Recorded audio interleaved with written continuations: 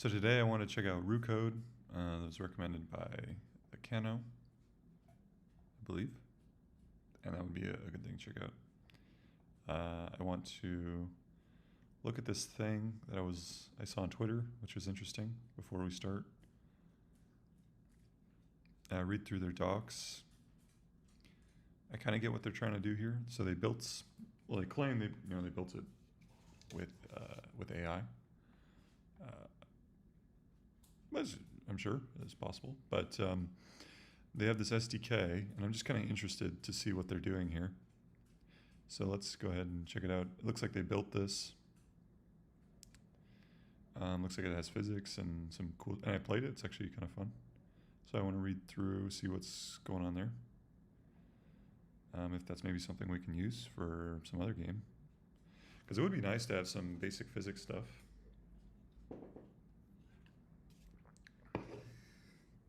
So I was looking at the docs. I just started looking at the docs. And what it reminds me of is kind of, if you know, buckets from Minecraft or Spigot, where you have these SDKs that you're using.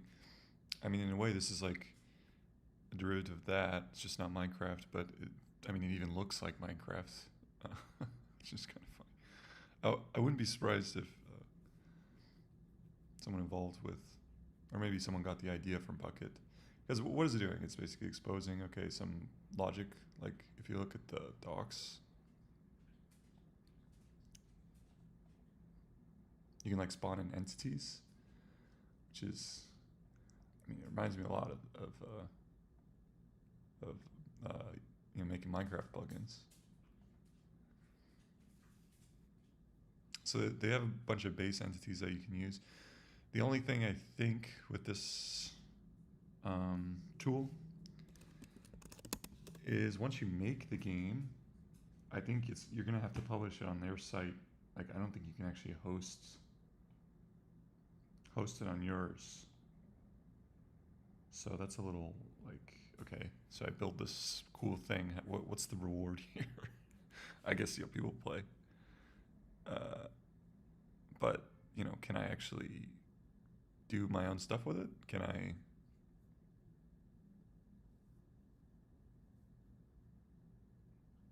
Can I use that to show different games in the future? Like, hey, look, I made this other game. I don't really know. I know with like Minecraft servers, for example, you could have a hub of Minecraft servers. So people join your Minecraft server, you have all these games. But I'm interested to see, okay, what exactly can we do with this? So we have hitboxes.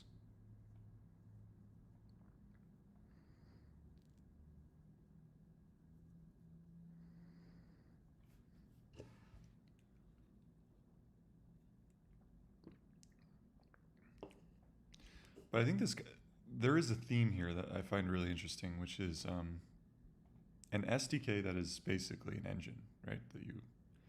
Because the thing is, the problem with Unity and Unreal a little bit, and this isn't all my thoughts, like I'm parroting a little bit of some stuff I read, but it makes sense to me. Like, it's going to be hard to train on the data. Like, all websites are visible, essentially, on the client side, so there's a lot to train on. So 3JS, that's why a lot of people are using it. It's very easy to build stuff. It makes sense you have another SDK that provides or library that provides the gravity and a lot more stuff too. All the things that Unreal provides.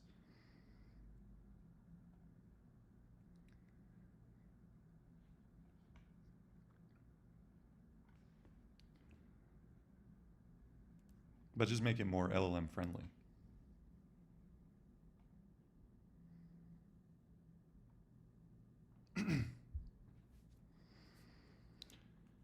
But we could build this in our game. We have some,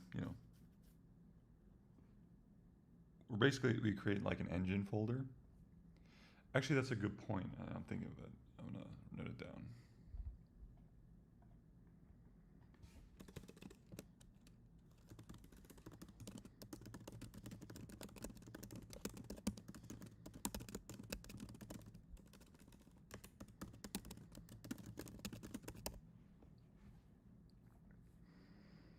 if we build a really robust like engine for this game, let's say I work on this for a year, and maybe some other people join, and we build a very cool base system that would allow people.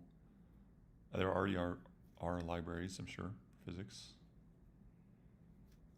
So obviously, I need to do some research there. I should approach it a little bit humbly, because I actually don't really know what I'm talking about here. There is plenty of, I'm sure, libraries that I haven't looked at, so I need to look at that. Or I guess I shouldn't really call it market research. It's more like what is out there, because this would be kind of an open project for people to work on. So what libraries provide this functionality? Because I like the idea of putting this in the project.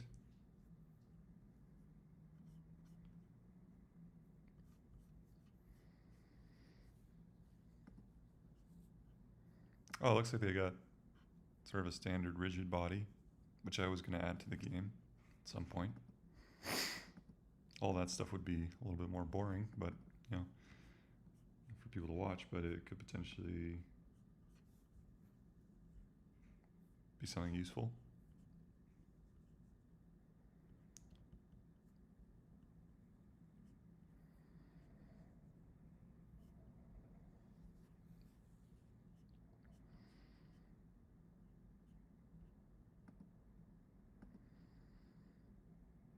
And I'm just trying to remember what all Bucket provided. There was tons for Minecraft. Tons of the stuff. And this is sort of the beginning, I see.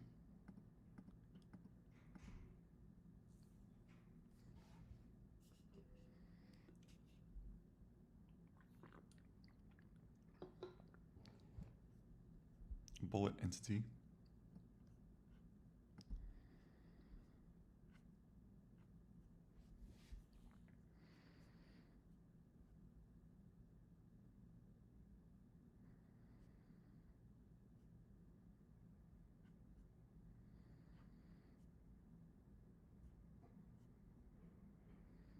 Are these all the entities? Like, where's the list?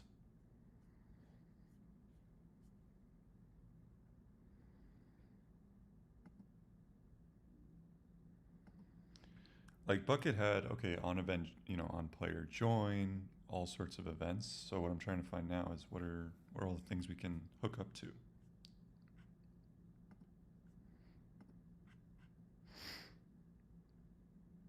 Yeah, we got the basics.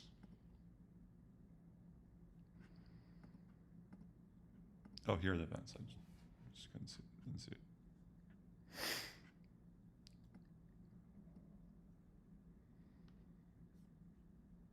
Nope, still working on this game. I'm just kind of checking out maybe, I don't think we can import this, but there might be something we can learn from reading this. I'll show you what they created here. They're basically creating this library for people to use to create games. It's like an engine, but it's, you can just, it's just like a Bucket if you know Minecraft, and you just plug it in. And you can start using some of the stuff like gravity and stuff like that. So,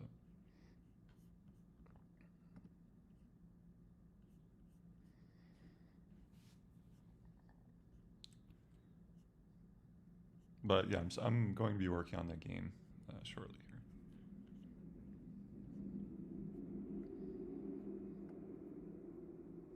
here. Yeah, so this would be like when the player spawns, you can do something. How are you doing,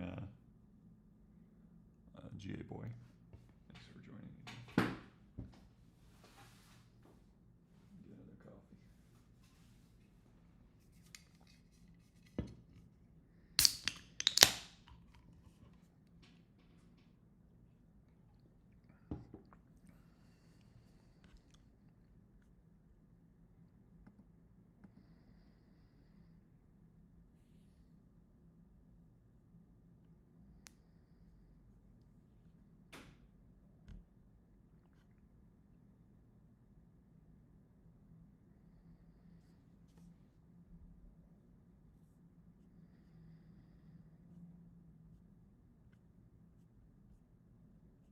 Okay, I think I basically get the gist of what's going on here. We can't use it because it only hooks up to their site directly, but maybe something out there.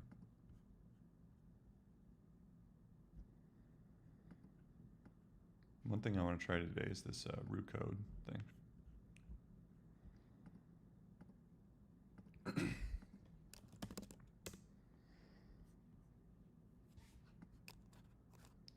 Yesterday we kind of locked the camera. Let's see. And fix some of the cannon firing.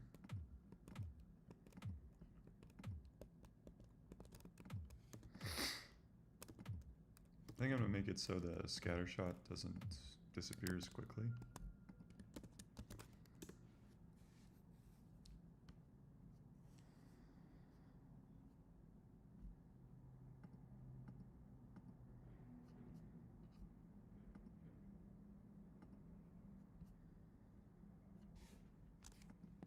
Can you find in the code base where we make the cannons and stuff disappear?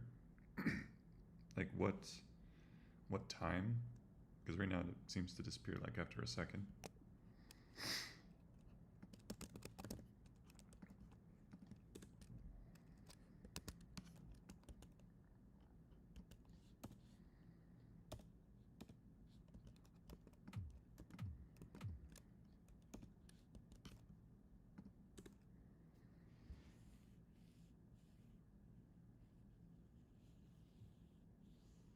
All right. Let's see. I haven't played Assassin's Creed Odyssey. I played Assassin's Creed 3. Assassin's Creed Odyssey. Let me look real quick. Oh yeah, yeah. I think I saw like some gameplay. Never played this one actually. Does it have ships? Like red ships? Probably, right? Oh, they have ship combat?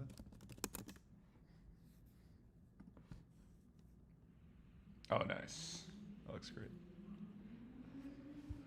That's cool.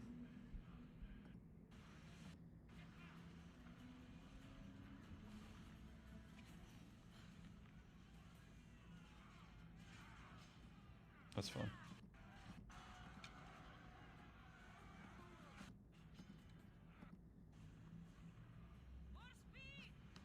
Nice. Yeah, that's a try this game. Bookmark it. It's on Game Pass. I tried Sea of Thieves the other day with my girlfriend, and I was like, damn, this game actually has pretty good graphics. I was a little surprised. I thought it would be kind of like pretty chill, but maybe I just outdated in terms of what graphics look. I haven't been gaming for a long time, so.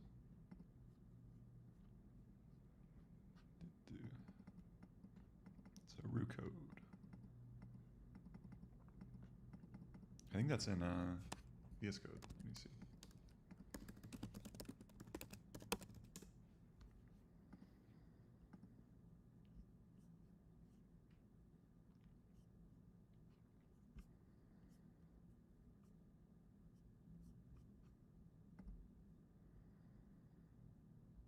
Okay, it's just a plugin. Let's try it out.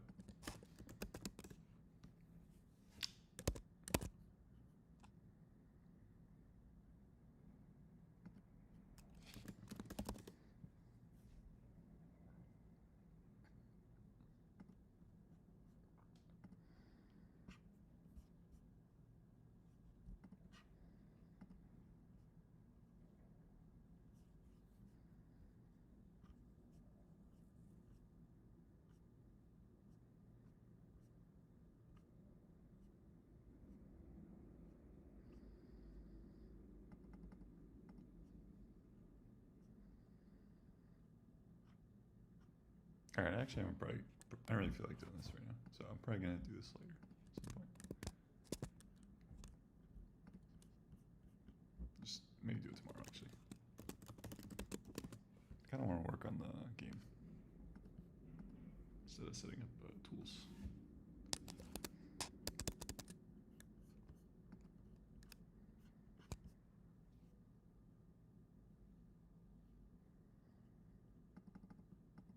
max distance is where this is.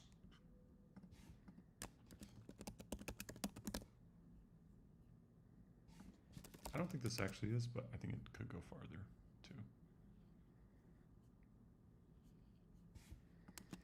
Is there a place? Oh, that was another thing I forgot. Another thing we need to do today, actually. We need to upgrade cursor because they added a new max. I think I'll show you.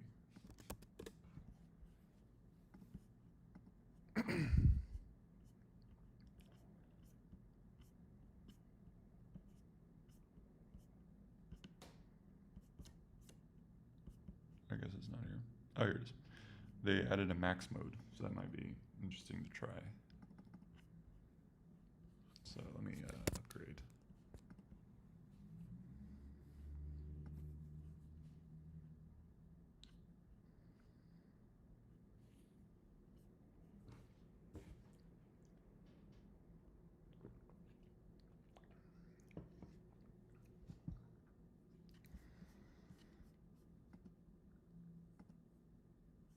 Nice, we got the newest version. Cool. Let's see if it's here. We have to go to settings.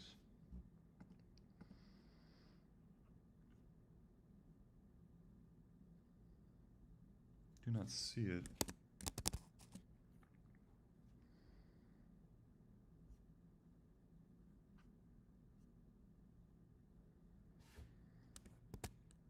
You have to enable beta features.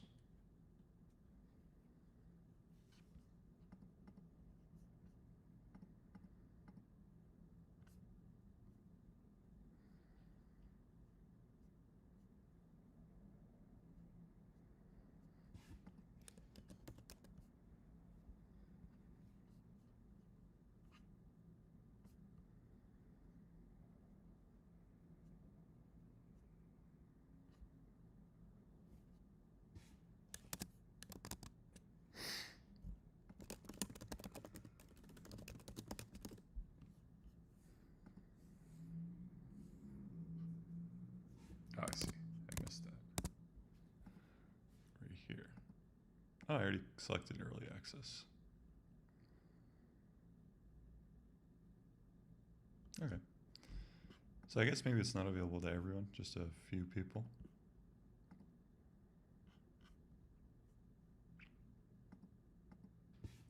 Let me check one more time though, because I'd like to try it. So it should be right here, right? Thinking. So if I go to, oh, agent, interesting. Thinking, is there a max?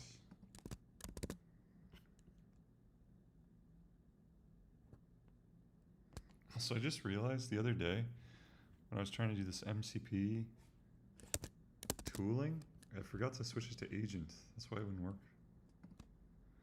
I spent like an hour. Okay. That's good I know now, though.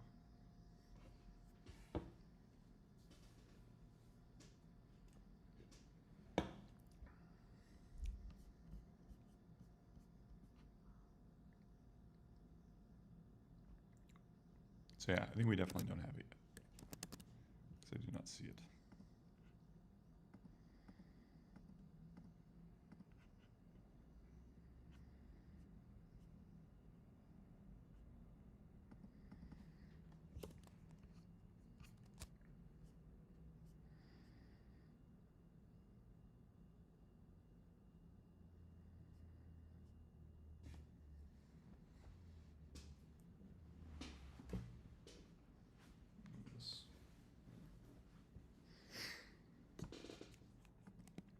I'm not really looking. I'm looking for where we despawn the cannon. Do we do it based on time?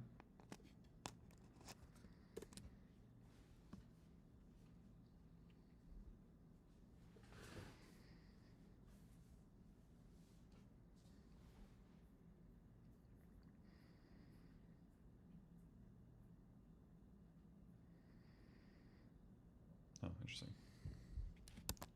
Let's try it, I guess.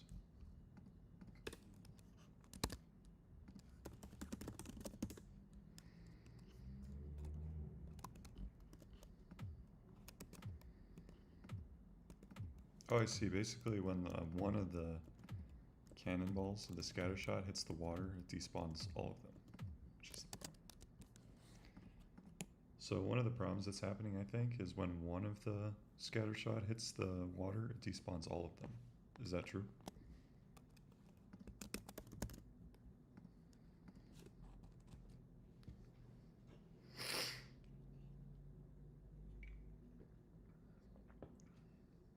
No, it's tracked separately.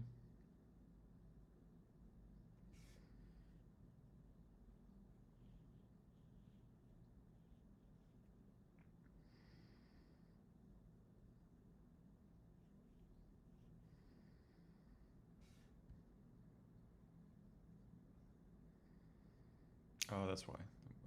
Shorter distance.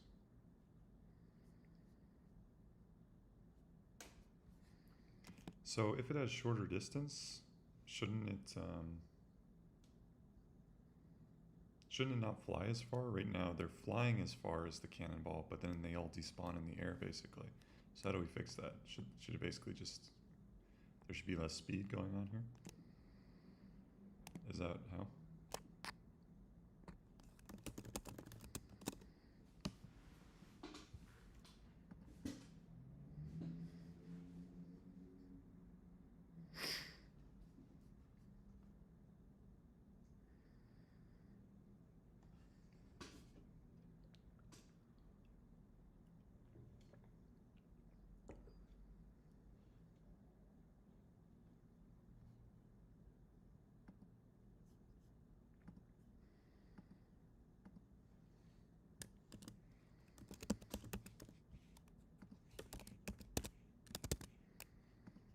Okay, let's try that one.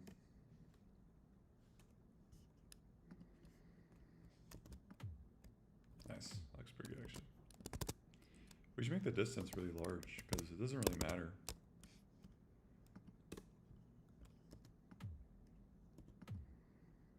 Nice.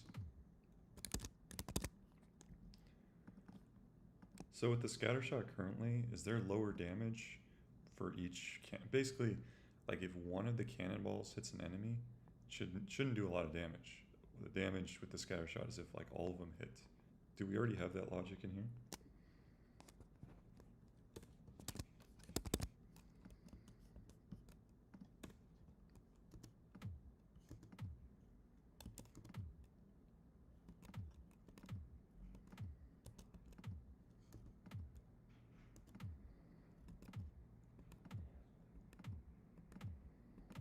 I think the cannonball should go much farther, right? It's kind of disappointing.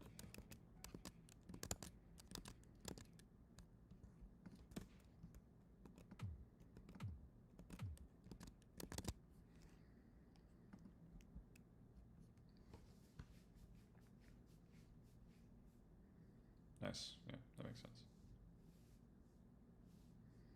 Nice. That's already really good logic, actually. Okay, so let me do the cannonball. Right now, the problem with the cannon shot is it doesn't go very far, even with the range, because it hits the water. Can we make it so? How do we make it so it flies farther?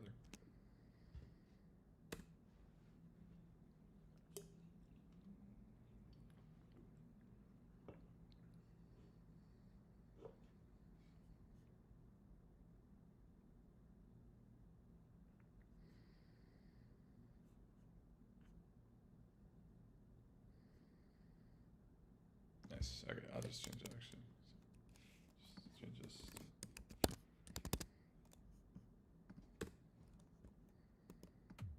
Nice. That's cool. I like that.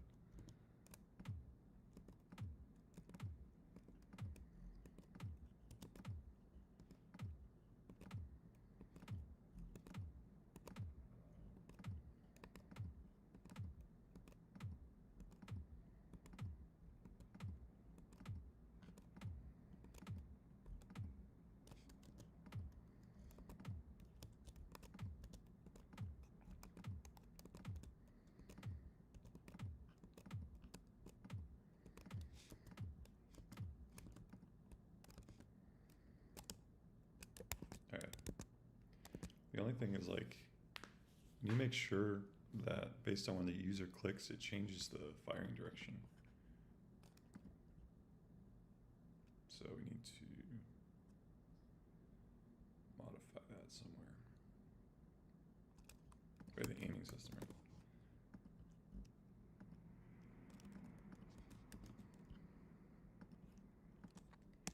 So we want to modify this so like based on where the user clicks on the screen, it modifies the firing direction.y. If they're clicking closer to the ship, the firing direction.y should be lower, and if they're clicking farther away from the ship, it should be higher. Can you achieve that?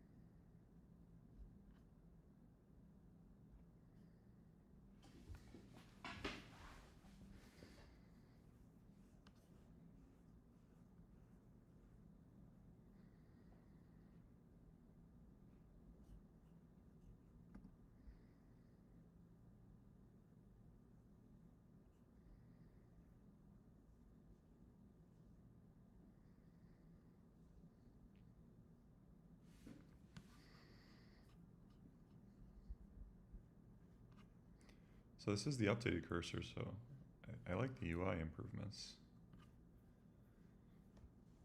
that they did. It looks a little better.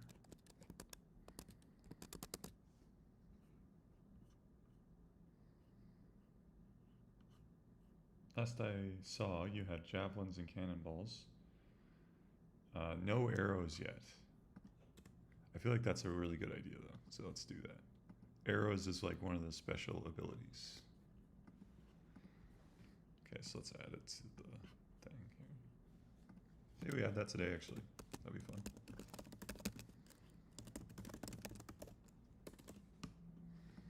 We'll do that after this, just kind of modifying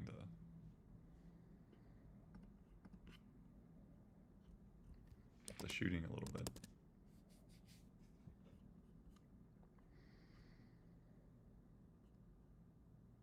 Does this actually work? How does it work?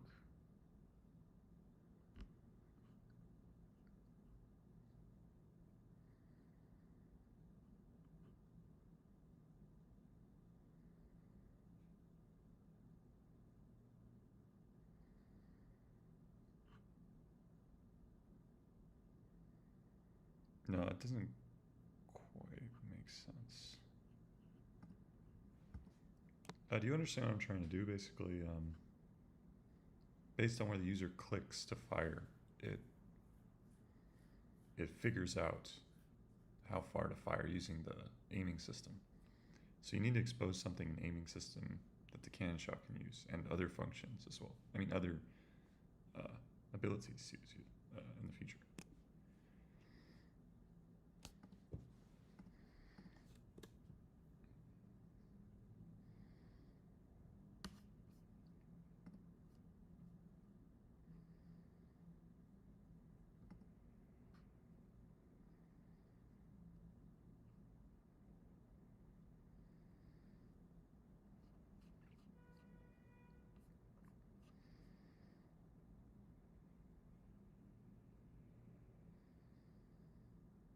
And it's crazy how fast time goes by streaming. Like it's already been 30 minutes. I haven't done anything. I literally read one page and I just started, it feels like, and it's been 30 minutes. It's crazy. That's like a fourth of a movie. And I feel like somehow time is like flying by. Anyway. Calculate firing direction. That makes some sense.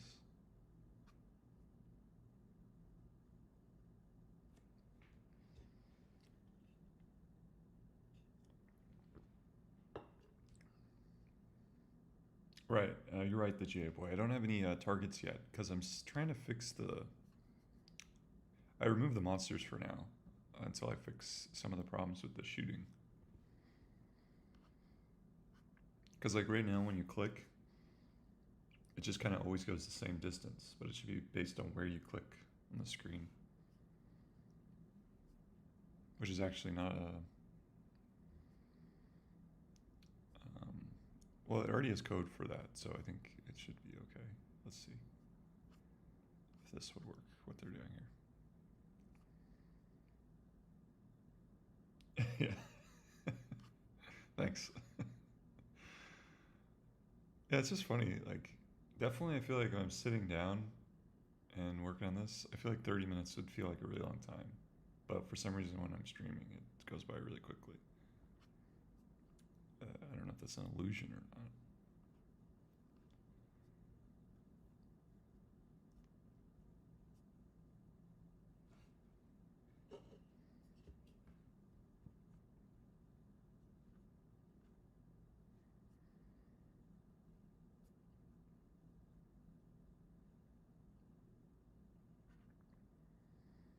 Calculate the direction. I'll just apply it and then read it because it's a little hard to read.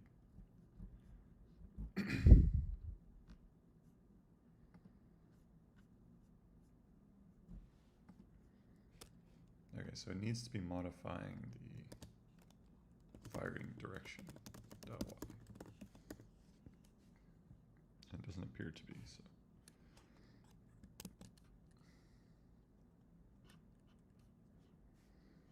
They removed it and did something very strange here. Ah, okay.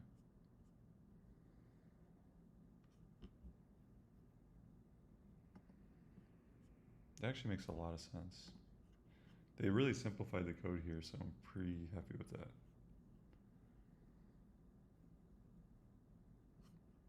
We just plug it into this thing, which we can do for all of them. Alright, let's try that.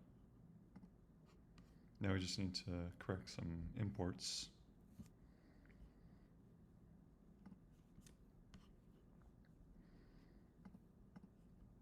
Gotta export this. Alright, let's try it.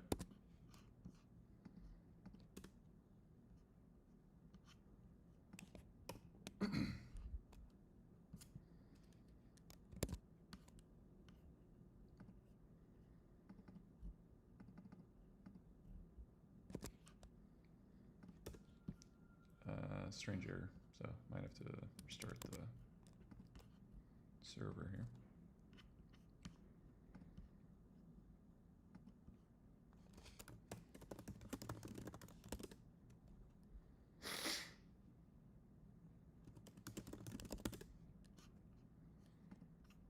Nice. All right, let's try it. Okay, I don't see any changes yet.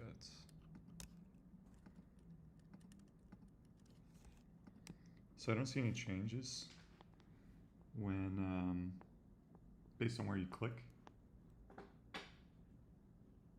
So can you double check the code for this aiming system thing?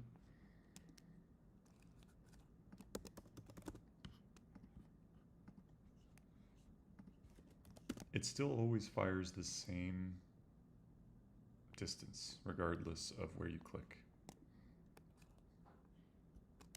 So what it should be doing is modifying that firing direction to make sure the Y position is different. Like for instance, if you click close to the boat, it fires directly into the water.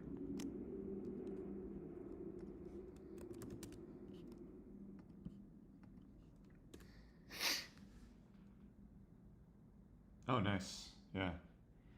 That's cool. Yeah. Feel free to send me any tips you got if you're also doing similar stuff. Or if you want to work on the project too, feel free to work on it. I'd love to get some more people.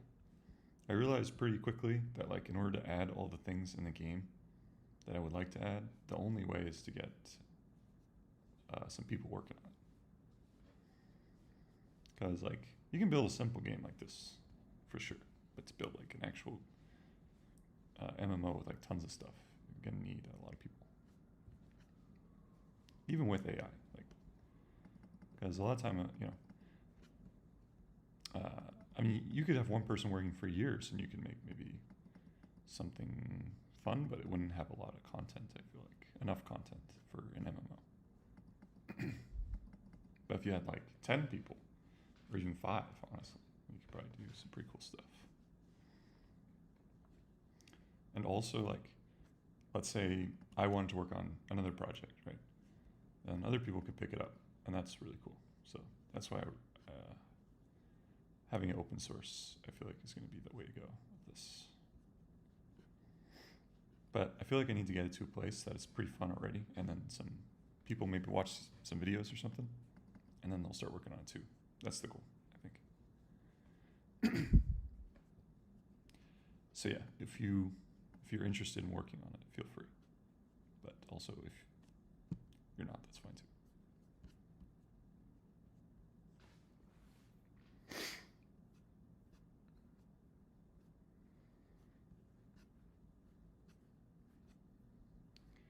Okay, let's try that.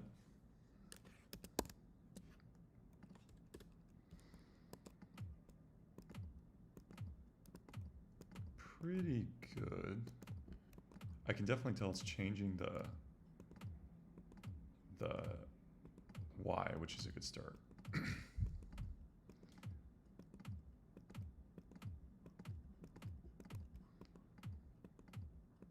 Yeah, it's definitely doing it, but so it's close. So it is changing the Y, but it's not changing it quite enough. So for example, when I click close to the ship, it's still firing too high, but I think it is actually changing the Y now. So it's got the basics, just needs to manipulate some of the parameters there. Also, another thing about this is like, it's definitely more fun. Like, that's why I think time flies by quicker.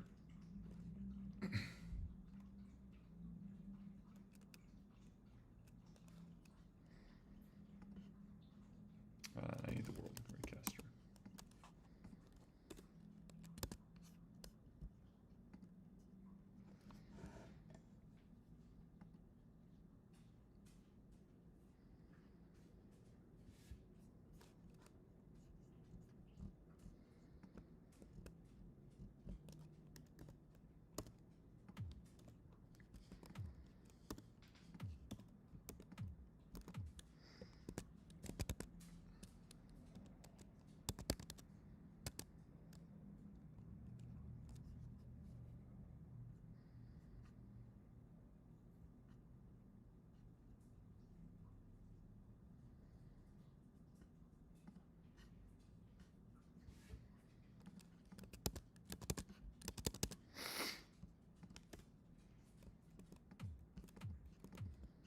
Still not quite.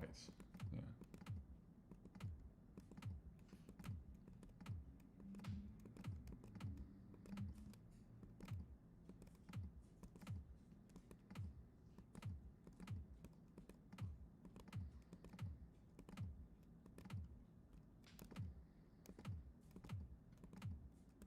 Actually, not bad. Because, like, okay, so I fire here.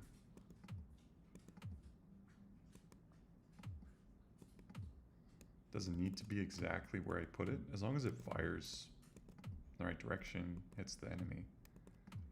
Don't know if it really matters.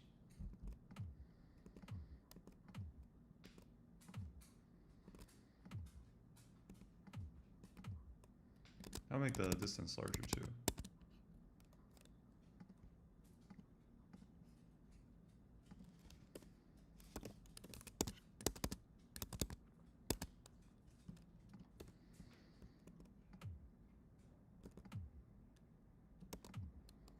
Okay, so I guess it has to be a larger distance. Set to 1,000.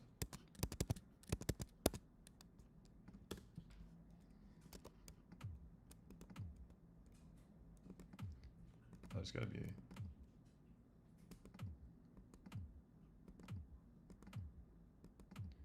a little janky, I would say.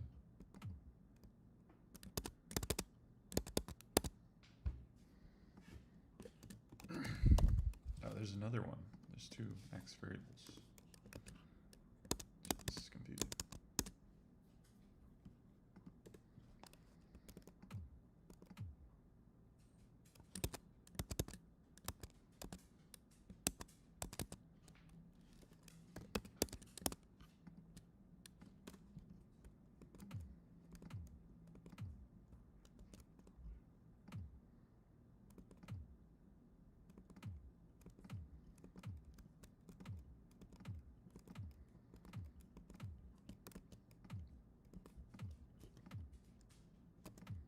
Oh, the only thing it changed how the scatter shot works, which is unfortunate. Or I could just reduce the range, I guess.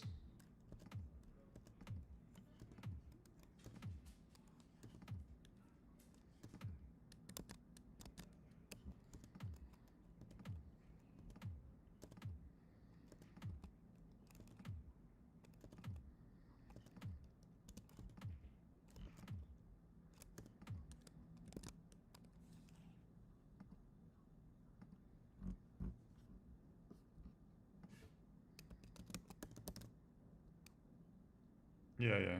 Let's try that, yeah. That's a good point. Let's change to the lowest Y possible when the user is really close to the ship. Can you do that?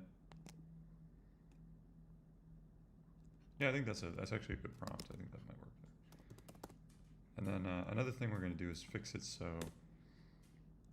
the scatter shot still scatters as opposed to just like being a line. And then I think it'd be pretty good.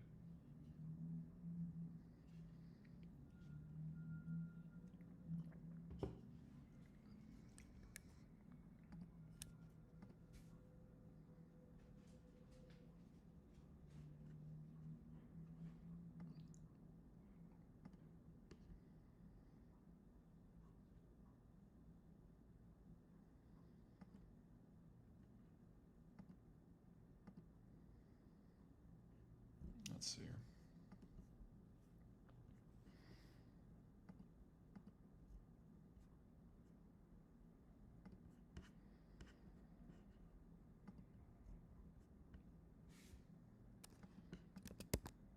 Loud downward shots. Interesting.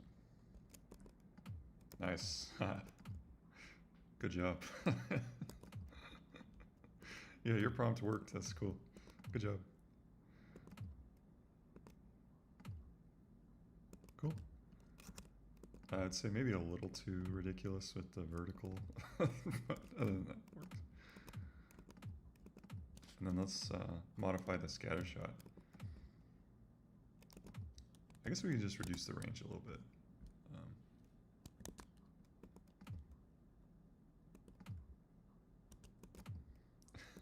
Can you imagine a cannon shooting that? I guess, kind of.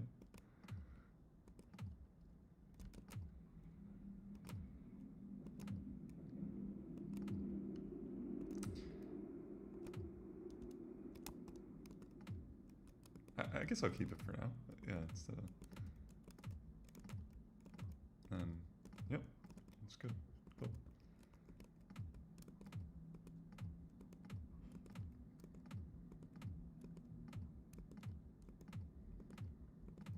Yeah, coding that yourself would actually be kind of hard.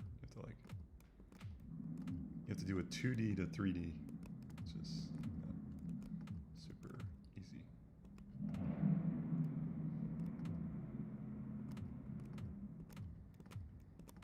right.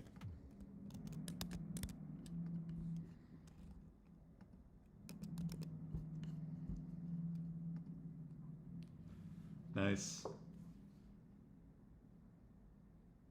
Yeah, good job on that prompt. Like arrow, they travel in a straight line, not up, then down like cannonballs. Yeah, you're right. Actually, I'm gonna prompt exactly that. Yeah. So let's go ahead and prompt that and modify that first. So the only thing is it's flying a little too high. Like cannonballs, they should fly mostly vertically. I mean horizontally, and then they fall in the water. Not so much like a giant parabola. It's just flying a little bit. The parabola is a little bit too steep. But keep the downward shot. That's pretty good.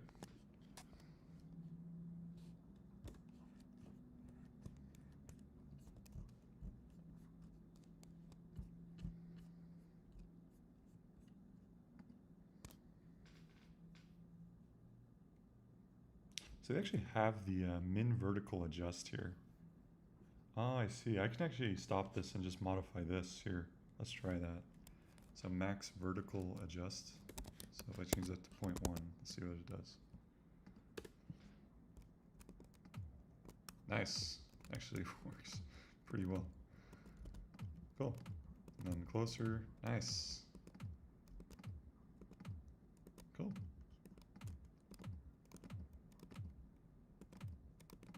Nice.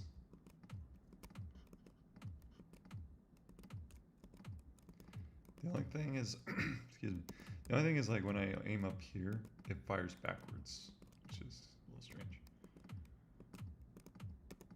I'll see if I can get to figure that out too.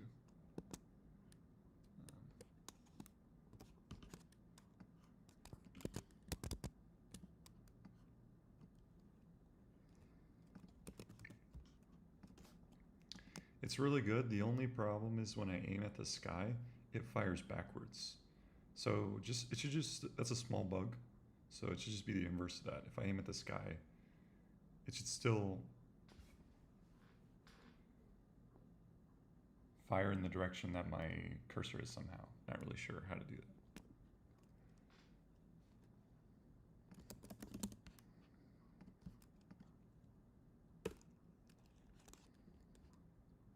Actually, before I prompt that, I'm going to save my progress because I'm paranoid about that.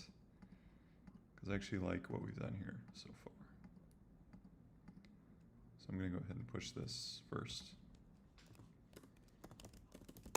Because it's just a small bug remaining. Okay, cool.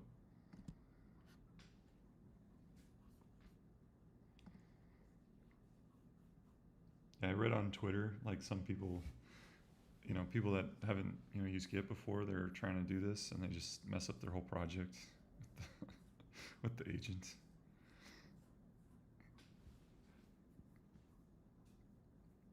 It's probably not totally messed up, but, if it changes a ton of code, it could be hard to go back.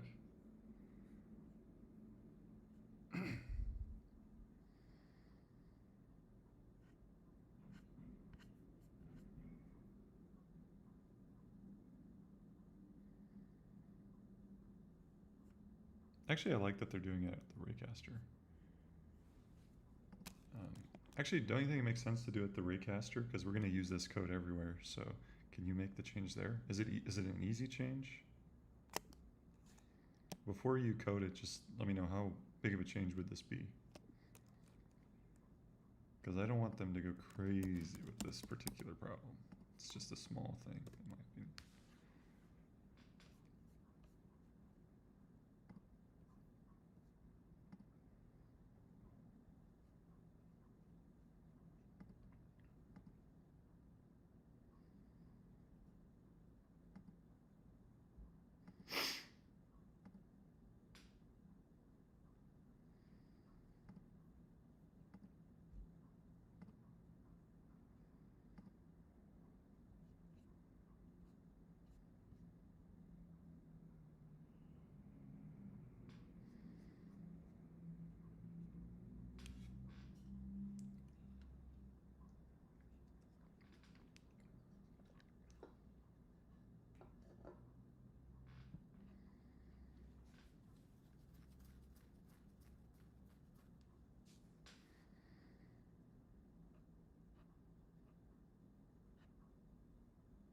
Okay, cool. Yeah, let's make this change.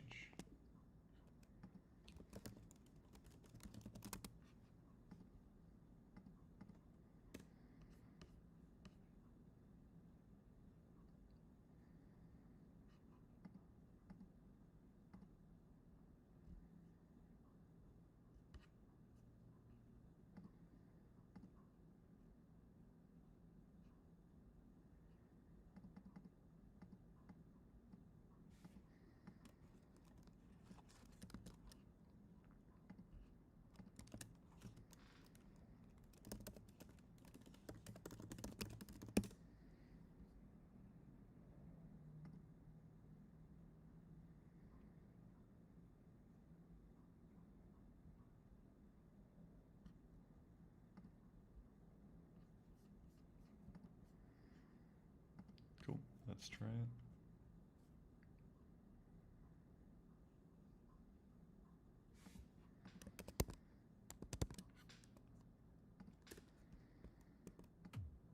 Nice, that works.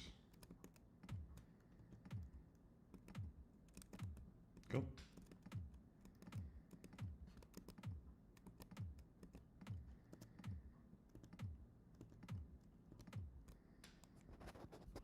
Cool, I'll save that.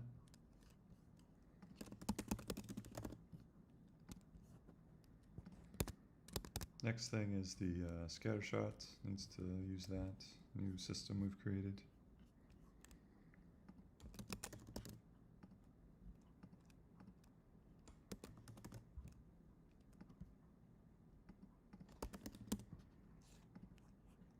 Alright, so now we want the scatter shot to also use this if it's not already. Can you check that? Is it already using this new way of doing it that we did with cannon shot? I think it is, right? Because it seems to be going the right direction. So it's not firing in the ground, so I assume it's maybe not.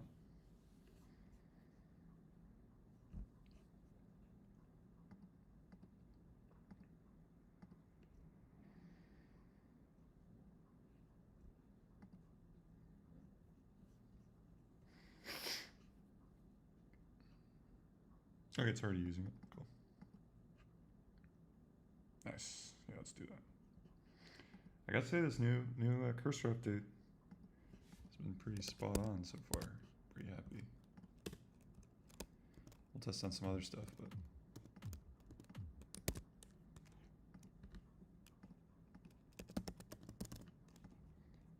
okay. The only thing is the scatter shot now fires like vertically.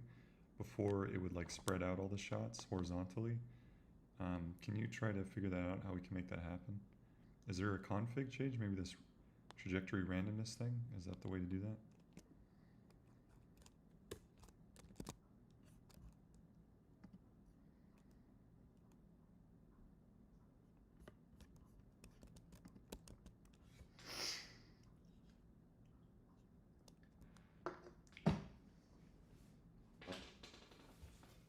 My sugar, squeaky.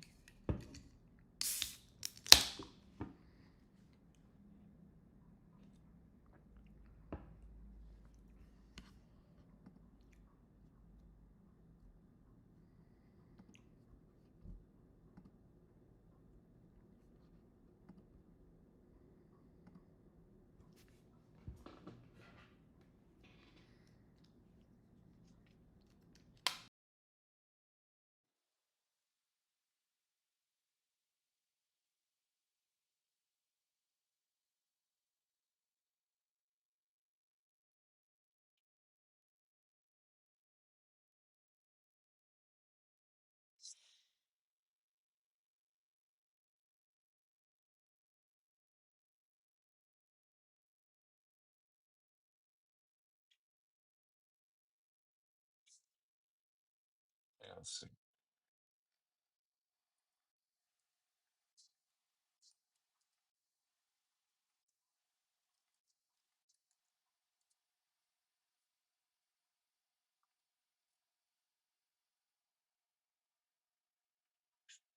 Oh, there's a horizontal randomness? Is that a thing?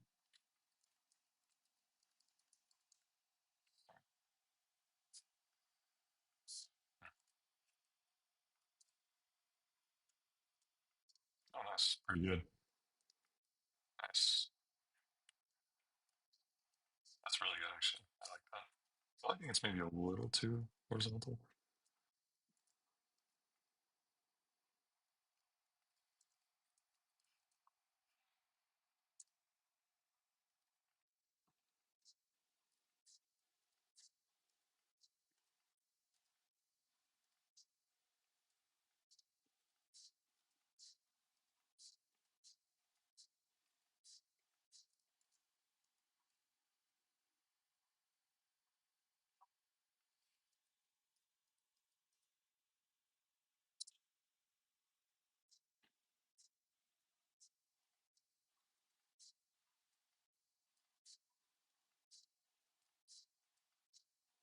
I actually liked it before. A little bit less vertical.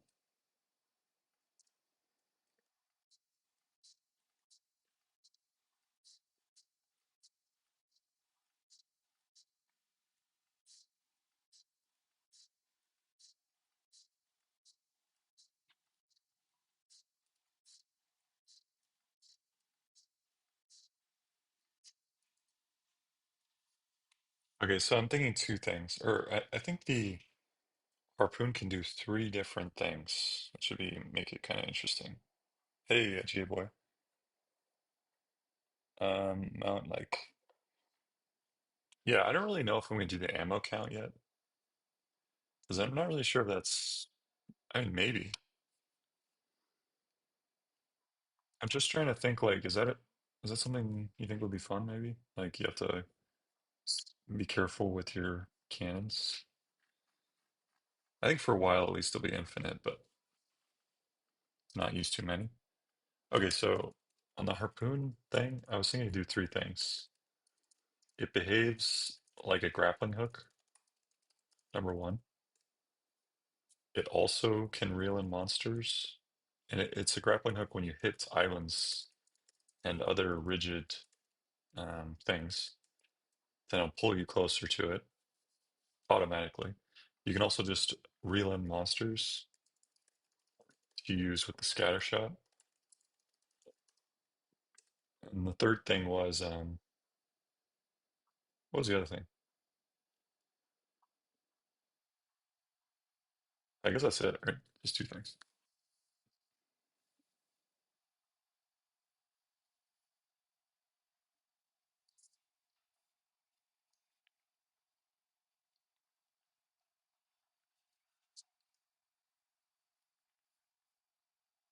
Oh, right, right. The third thing is you can drag things around and have them hit the environment.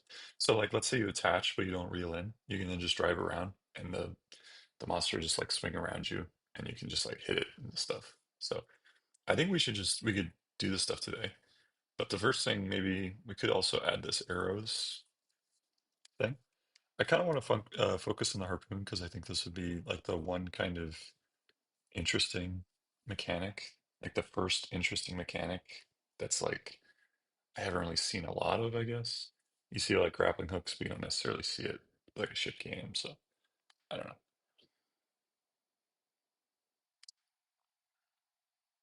Right. Oh, right. I think I see what you're saying, and I like it. It's basically special weapons, special sort of stuff should have an ammo cap. I agree. That makes sense. Maybe you have your standard cannon, which is like infinite, right? And then everything else, scatter shot and stuff, like the more powerful things, is definitely limit. That makes a lot of sense.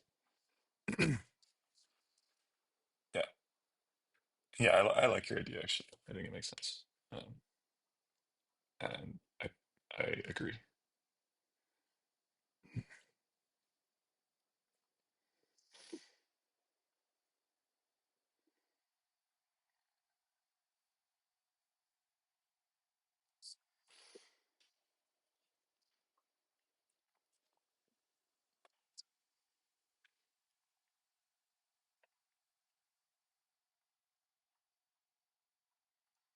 One second here.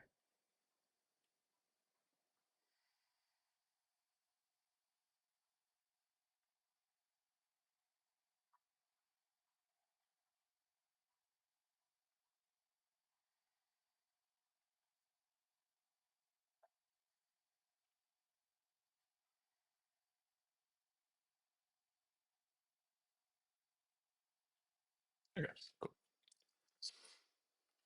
I think I'm going to start with maybe the middle one here. They can reel in the monsters. I was working on that before. I didn't quite get it working, but I just updated cursor, so maybe it can help me out here.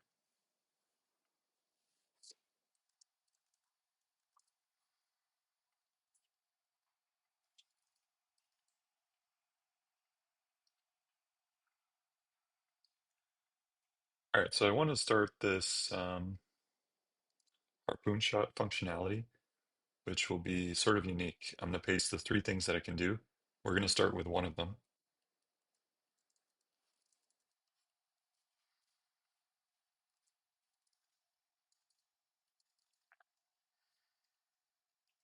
Okay, well, where did my text go?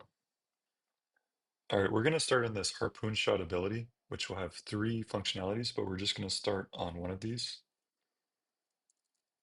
These are the three functionalities.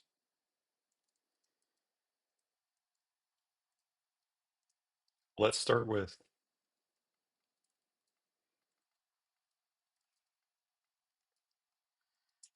we already have implemented kind of the general structure here. We have the harpoon damage system, which we're going to integrate with harpoon shot to make this work. Harpoon damage system should have this file should generally contain the logic for how this works. It's going to contain the logic for all three of the behaviors. We're going to start with the reeling in of monsters. So it should be able to attach to the monsters when you shoot it, and there should already be some logic there for that. And then when you reel it in, it should bring in the monsters. Please take a look at Chunk Entity Controller. I believe it's already imported. And make sure the code that's there currently works, and then we're going to integrate it with Harpoon Shot to test it out.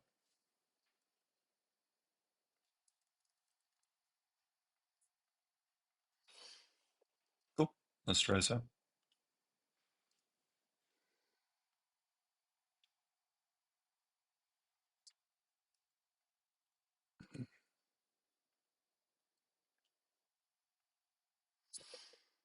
Oh, this is interesting. This is a new thing with the update, with the cursor update I haven't seen yet. See, this is kind of what I asked for yesterday, actually, because it was compressing my files and it made it difficult to understand exactly what it had access to. So it didn't have access to some of the functions, for example.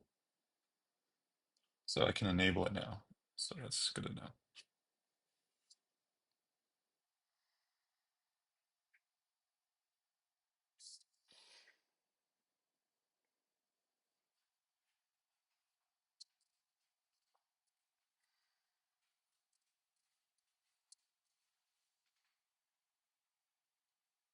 The dog is laying on the shoes.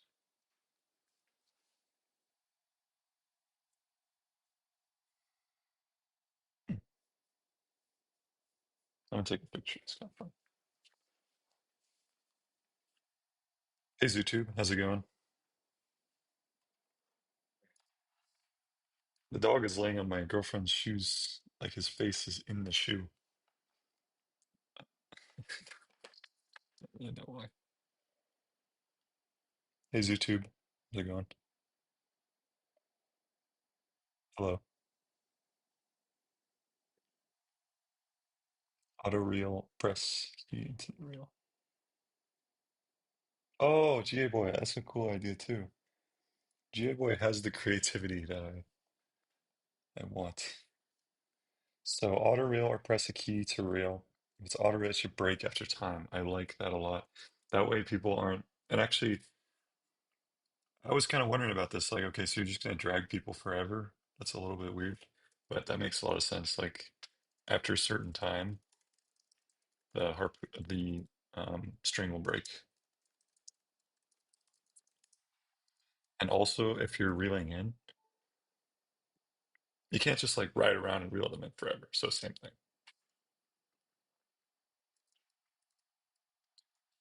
And perhaps like some monsters have a certain stat, which makes it hard to reel them in, and you'll need to like level up the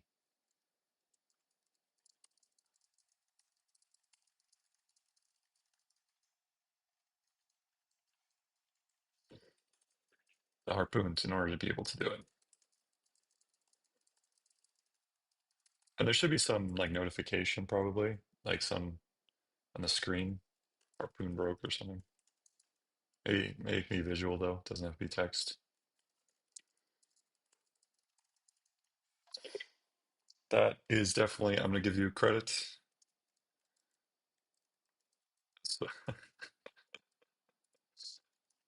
I don't know. I just feel bad because I'm taking your idea. Uh, so I'll just try to give you some credit.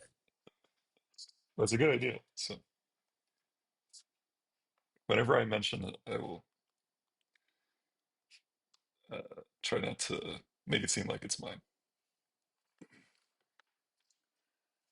And I guess in the same topic, most of this actually was my girlfriend's idea. So yeah, um, actually none of this stuff was really my idea.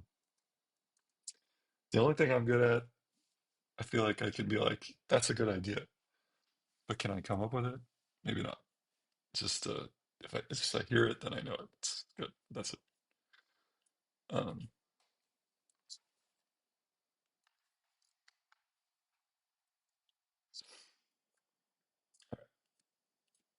let's see if it did the first thing.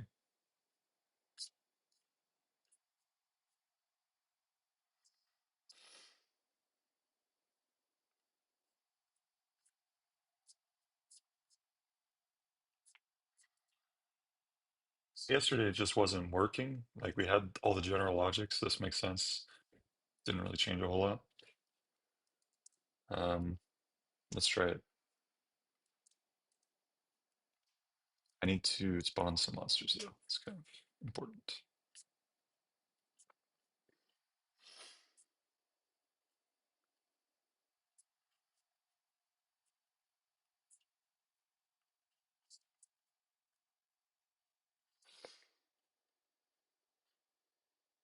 Where's the here it is. Monster count.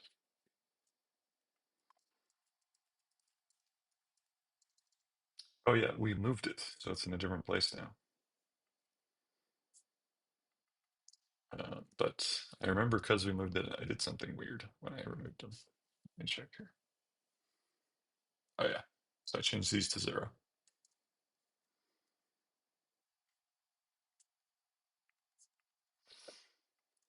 So 1, 2, 1.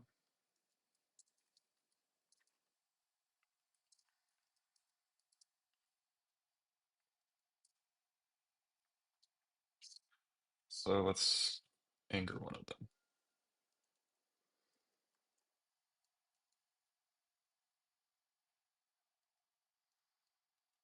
All right, they're like way faster now for some reason. Don't really understand. Wait, is it working or no? Or did they just die? I think they just died, right? Okay. I think we need to make it so there's no damage because it just killed because these monsters have like no health, so they probably just die immediately. Also, I think another thing I'm gonna do is we should probably cap the frame rate. Some games do this. It's lazy, but I'm gonna do it because I'm lazy and don't really want to spend the time to make the game not depend on that for the speed of the game. So I'm gonna cap it probably at 80 or something, maybe 100. I'll probably just do 80 for now. I'll do 100. Okay, come on. I'll do that later though. It's not that important.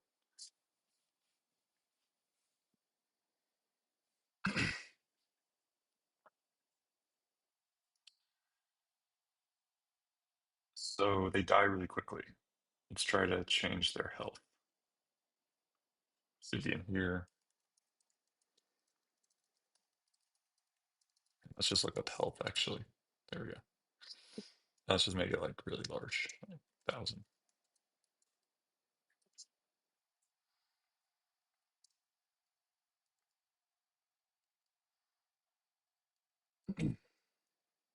Nice.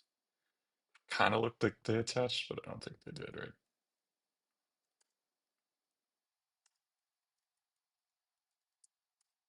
All right, yeah, something happened.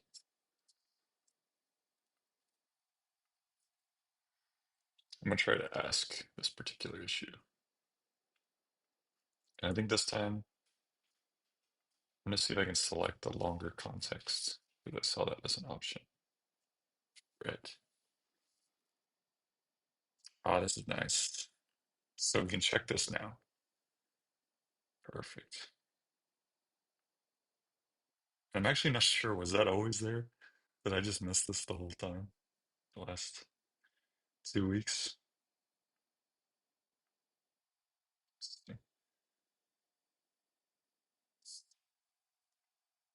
I feel like that's one of those things that's easy to miss, so I'm gonna note it down. Maybe I can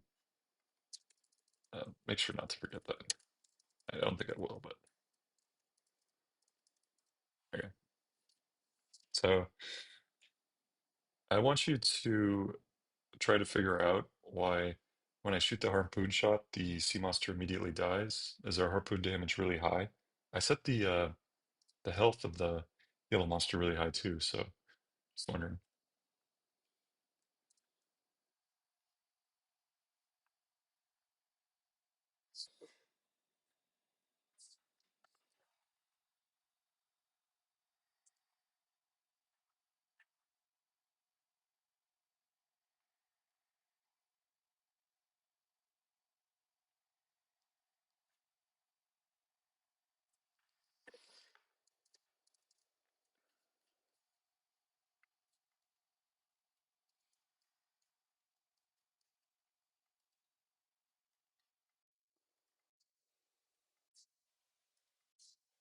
Whoa, what the heck? Sorry.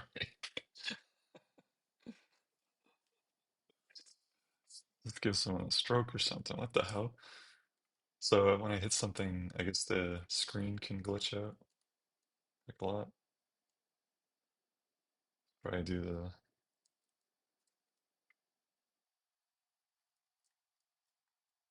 What the heck, bro?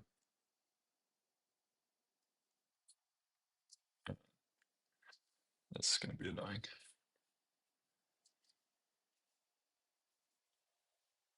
Not too annoying, but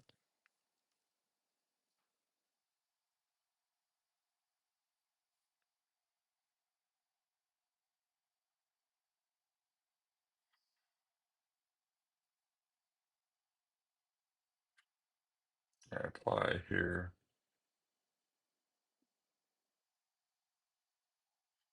Is there anything changed? I don't see any changes. Can you try again?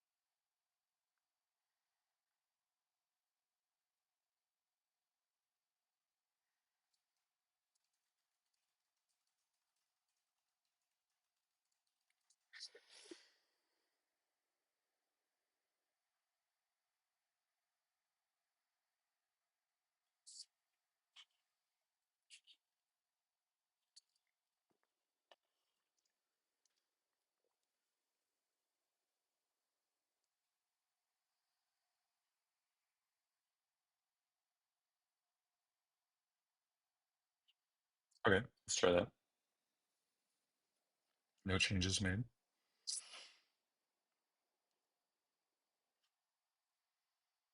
Debug, which you don't really want.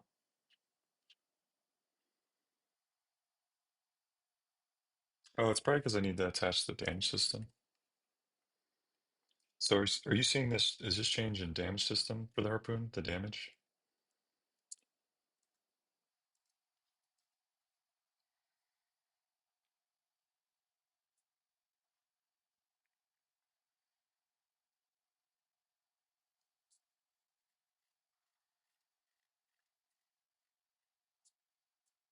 Oh, I see. Why did I do that?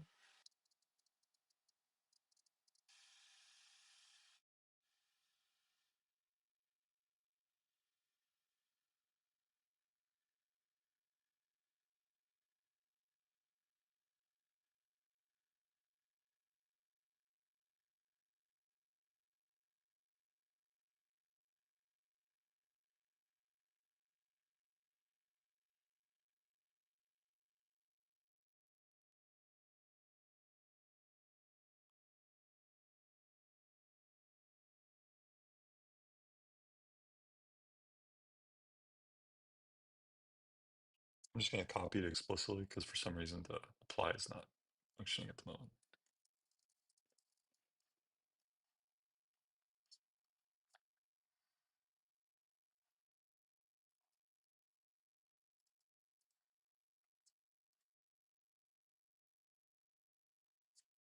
Okay, there's a small change, which I like.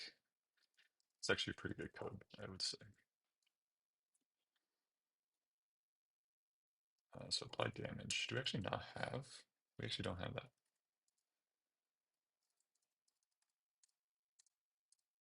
So we're not applying any damage to the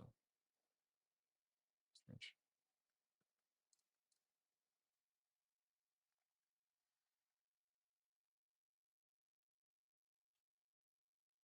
Oh, I see. Put them on caps or something. Oh,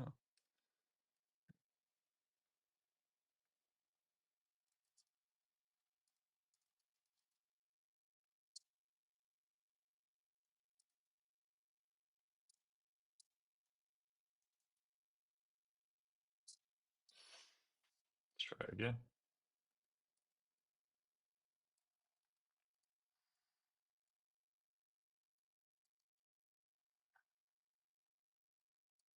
Yeah, the radar is really hard to use because it's hard to tell which direction we're going. Okay, there's one. Oh, shit. All right. Oh, it's actually attached. Interesting. Oh, yeah, see, it's actually working. The other thing is he can still attack me, right? But other than that, again, then the game crashed, which is probably fair.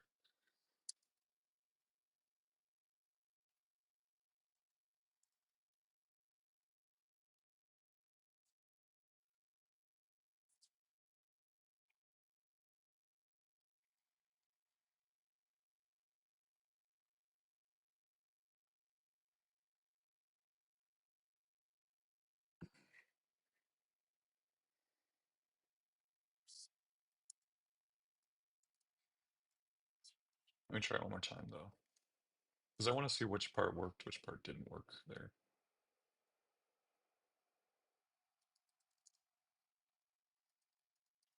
All right, I'm going to slow down, though. I'm not sure, because it's really hard.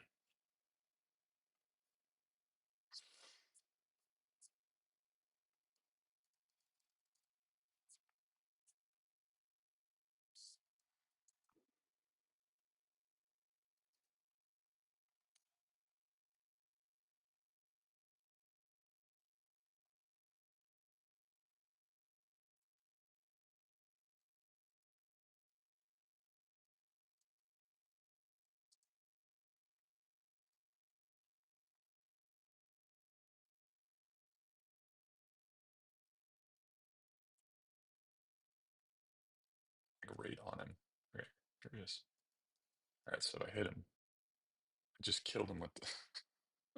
just using the wrong bill. Come on, dude.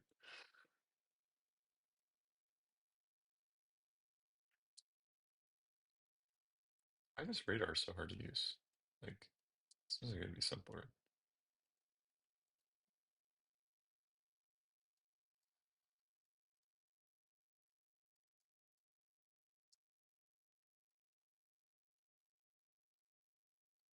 I think. Where is it?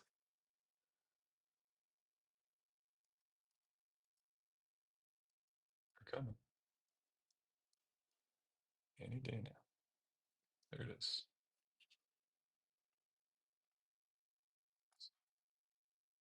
I was distracted on the other screen.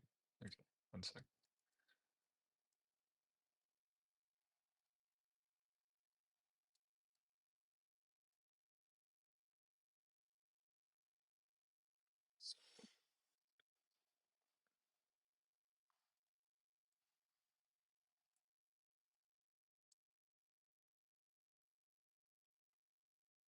What is that over there?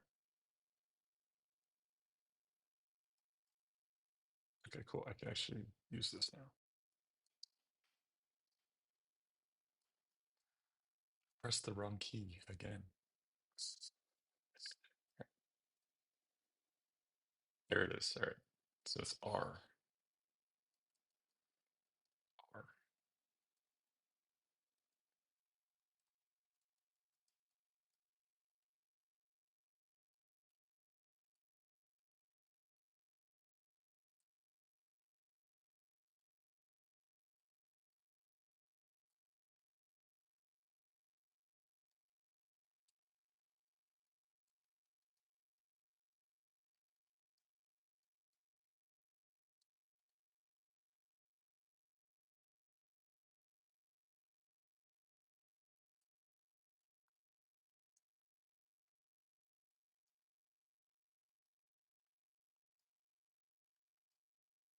Oh, it works. Hell yeah, dude. Like underwater. That's so cool, actually. So I'm like dragging him, I guess, right? I think the one thing though is if you're dragging them, they should stay above water. Let's see if he comes back up. Oh, yeah, see, I'm dragging him right now. I'm actually going to remove the water because I'm curious to see what it's doing.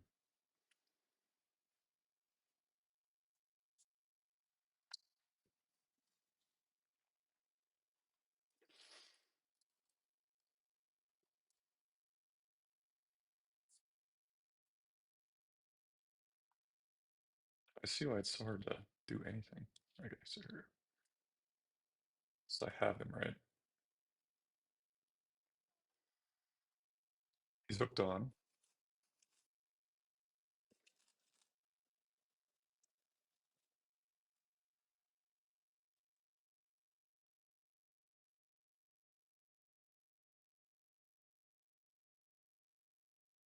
I'd say the only thing he needs to reel him in faster.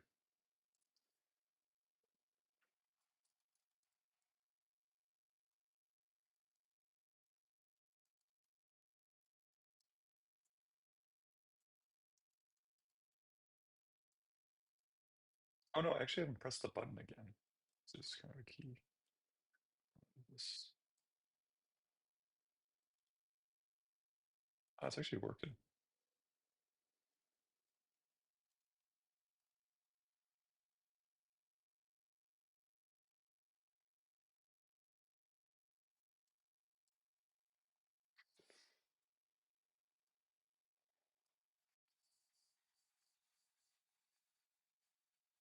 Trying to think how this works should work now.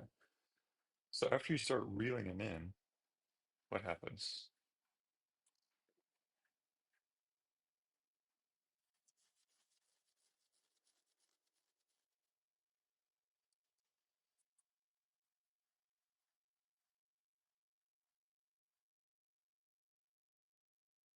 I think I got it. Okay, this is pretty cool. It does hook onto the monster, appears to reel them in, so that functionality is working.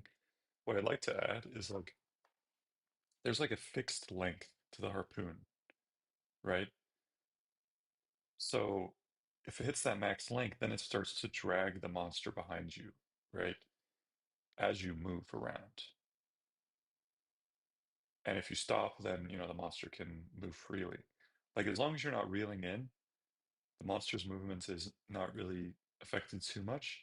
But as soon as it hits the max, like let's say you start moving away, there's a max length, then the monster's movement will become, you're basically dragging him behind. Can you try to implement this? Try to do it as elegantly as possible here.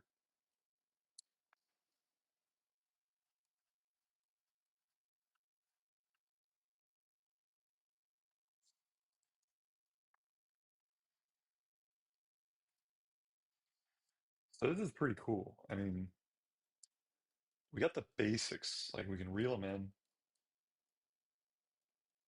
I don't know what just happened there though. It disappeared. Um, let's see.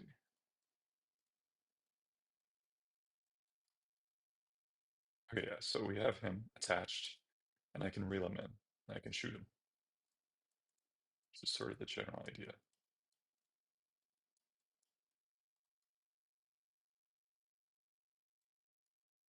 I guess our harpoon got stuck a little bit. That's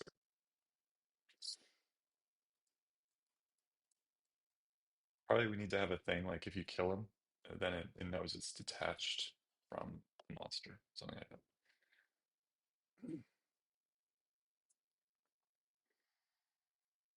All right, let's try this.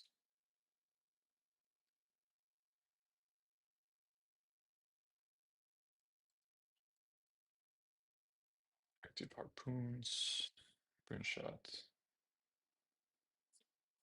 Just have to make sure to export it, probably.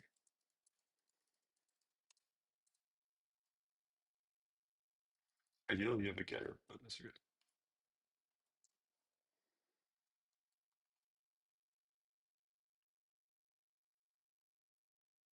So let's go meet one. Okay. Oh, okay. So at a certain point, you should start dragging him. I'm not really sure if it is or not. I guess I can test, right? Okay. Definitely is not.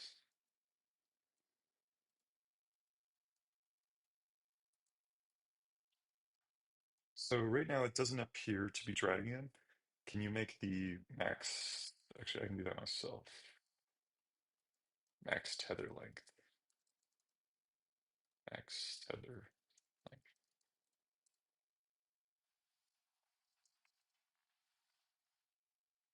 So it's like really small, something like that. Rope elasticity.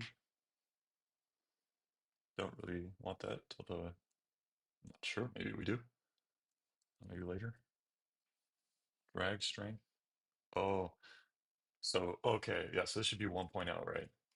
Because we want it to be very rigid. Like, let's try that.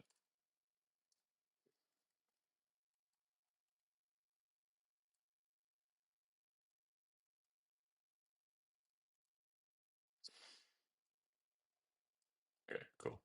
So it's R.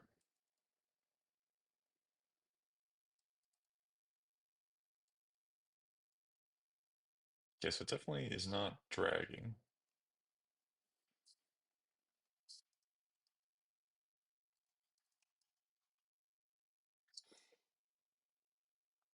So I set the max tether length to 10. I set the drag to 1.0, but it seems like the monster, even though it's attached, is not dragging.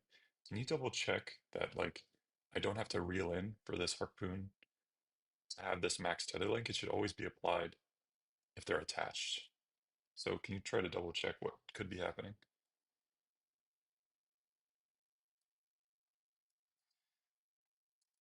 Also, one thing, can you double check? Could there potentially be some positioning stuff related to this and some other files that could be interfering?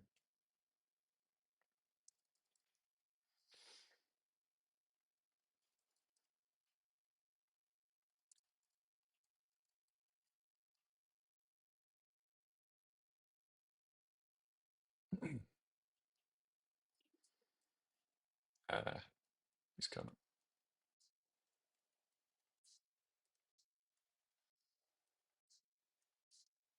Yeah.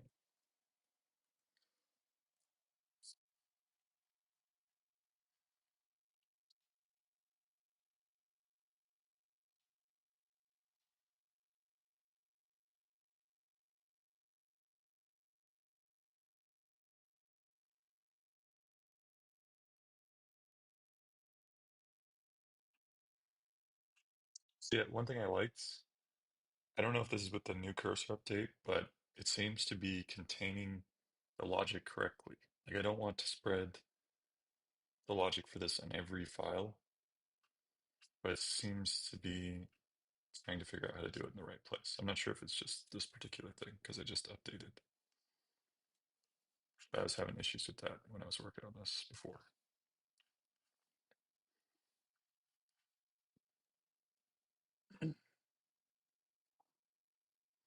Oh, I see. This is actually the issue here, right?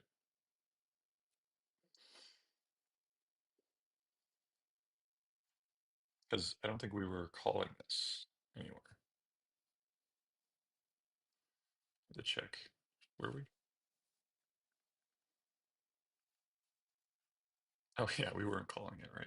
So that's kind of a problem. I'm not really sure where should we call it? Maybe damage system.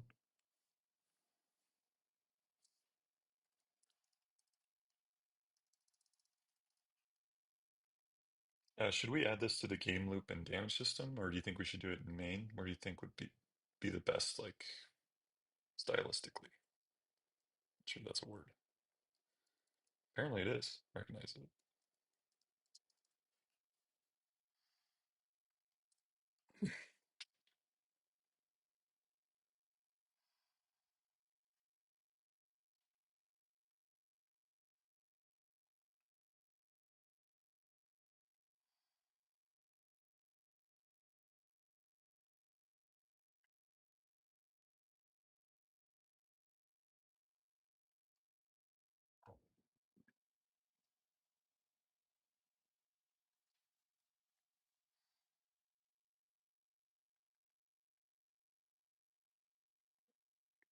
Yeah, that makes sense.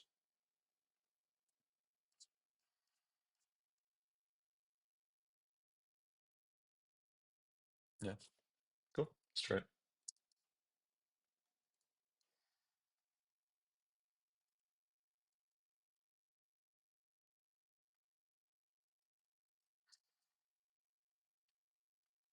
Oh, they're not actually above water yet for some reason. Heck. Oh, nice. Wait, does that work?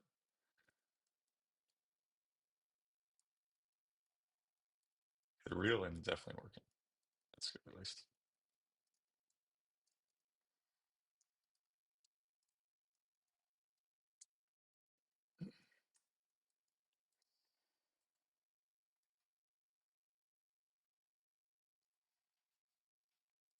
Let's see. GA Boy always has great ideas, so let's see what he says here. I have the harpoon shaft showing stuck on target. Stay above water at a certain length, like fishing. Exactly, exactly. So that's actually exactly what I was trying to do.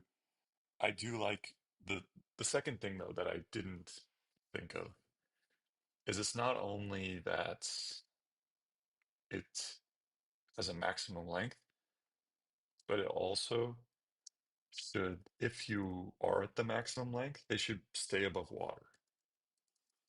Or like you can see them, they're like dragging behind you, like a fish, exactly like you're saying.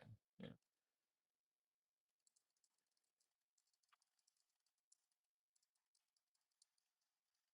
And eventually there would be like some maybe splash effects or something.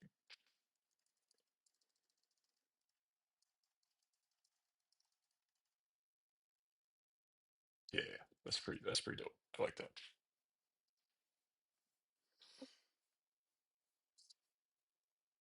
So I have also, yeah, so it's labeled correctly. It's good.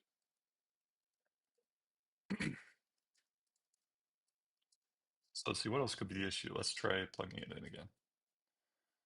I'm going to attach all the files this time, and I'm going to send all the files this time. Nice, they are being sent. Good.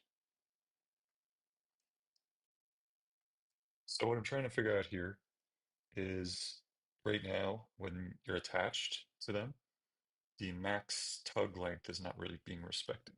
So the you can still move far away, and it doesn't appear like the monster is being dragged behind you. It should be very rigid. Like if you hit the max length, then the monster isn't really, you know, the monster has to stay within that distance between you and them. So there has to be some sort of logic for that.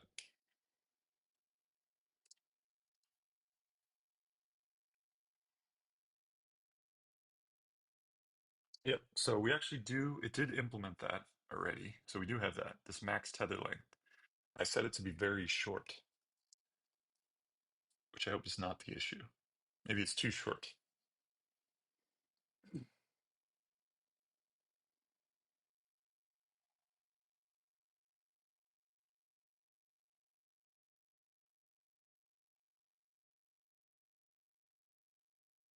That actually makes kind of sense. So it's saying that there is some overriding issue where we're trying to set a position, but then after the sea monster sets another position for their update.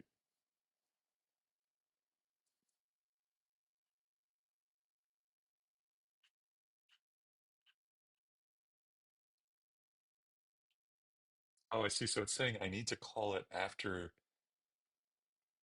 Ideally, the ordering we shouldn't have to care about because that's pretty subtle sort of bugs, right?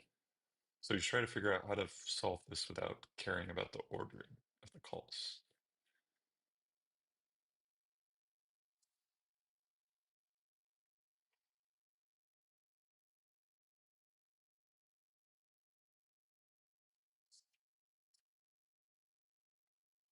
What's the most elegant solution here? I mean, okay, so we do you think that the ordering thing makes sense? Or should the sea monsters file actually have some of the logic for this? Like in your opinion, if you were an expert designer from a style perspective of this code, what would you do? I don't really know. It's I mean I feel like the way it recommends is not bad, but let's just maybe do it what it says first, and then um, we can always make it better after.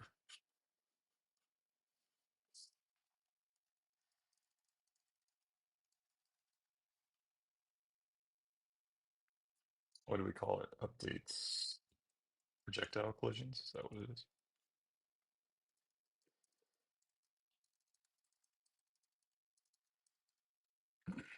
Yeah, so we put it here.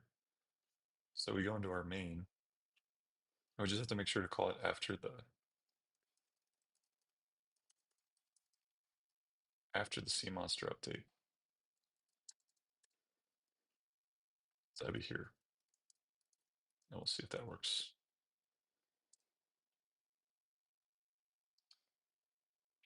So you said maybe it's too long. That's why you can't drag them 10.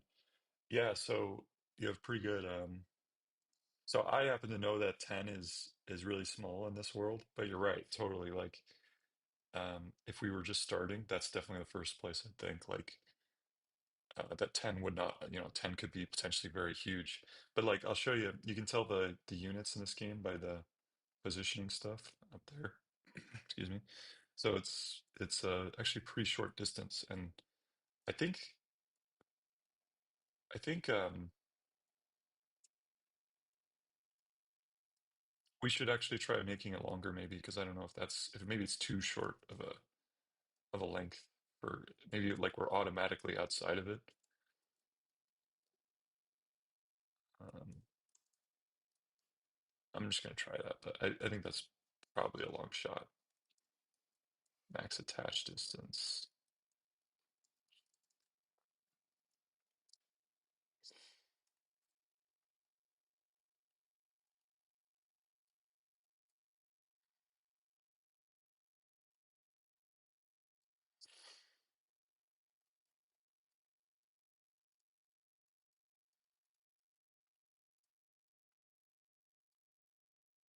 Okay, yeah.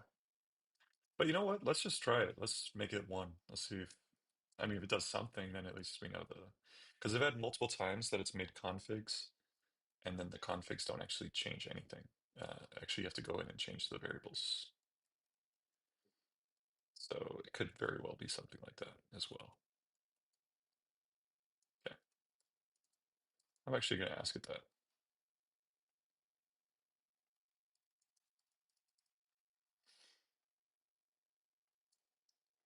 Can you double check that the harpoon config max tether length actually does something? Because no matter what value we change it, it doesn't actually change the behavior.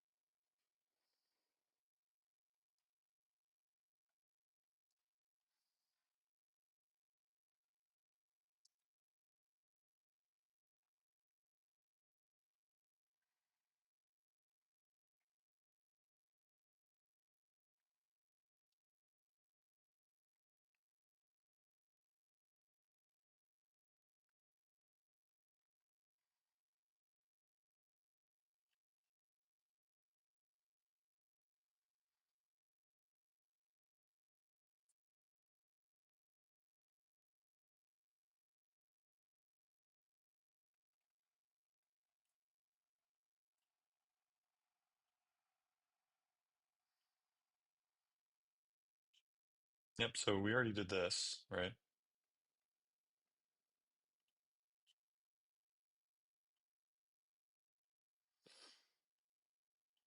let's try this.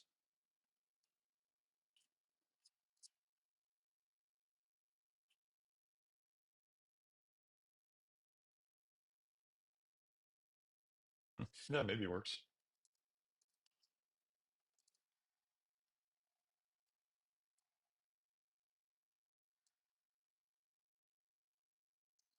I'm disoriented without the water. All right, I missed.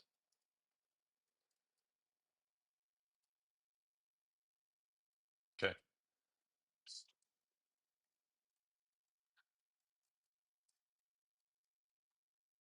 he has vanished.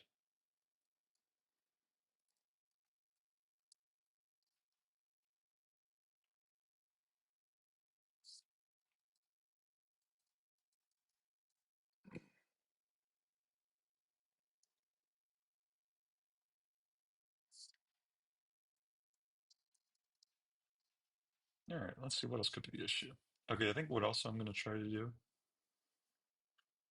is let's try commenting out stuff like the movement of the monster and see if it works then. Because I bet you that's the problem.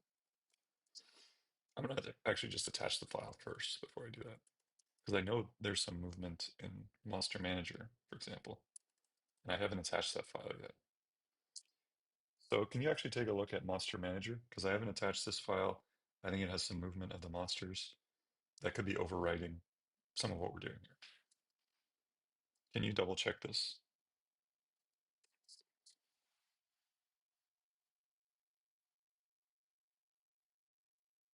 Max attached range.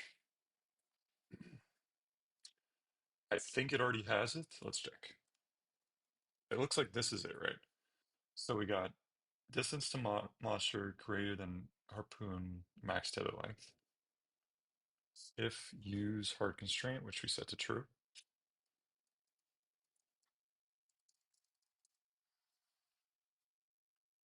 And then we are using this monster array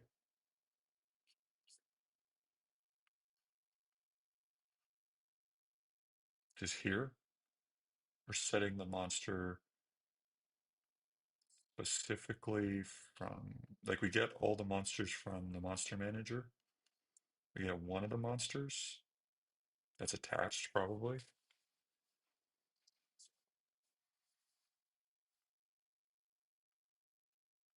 This is the original code, I guess. So now it's calling this code by the constrained position directly.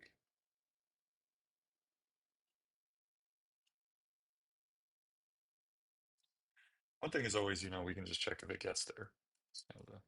I think it probably does, but just to make sure. So it should print that hard constraint thing.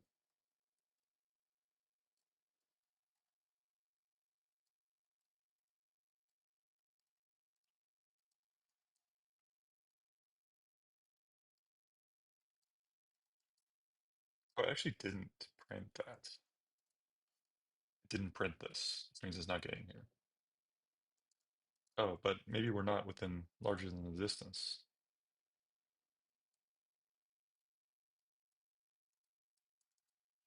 Interesting. Okay, so let's add a print here.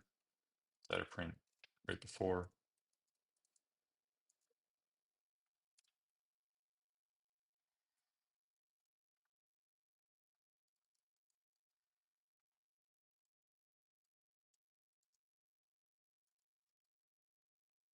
It should be constantly calling it, so there's something wrong with what we did with the update.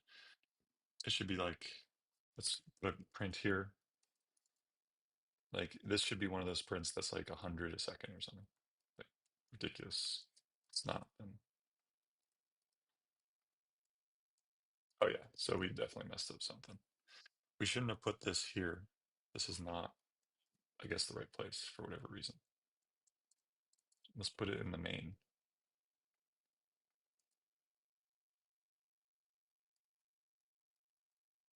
The harpoons.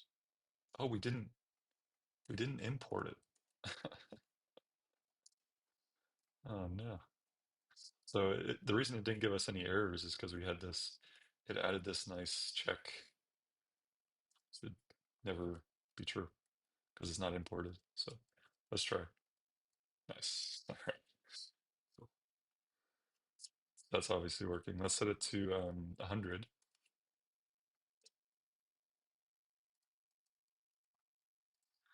So realistically, the error here was definitely on me, not the AI. Like it told me exactly what to do. And I made a mistake with the imports. Okay, so let's plug in this error. C distance is not defined. So we gotta make that function probably.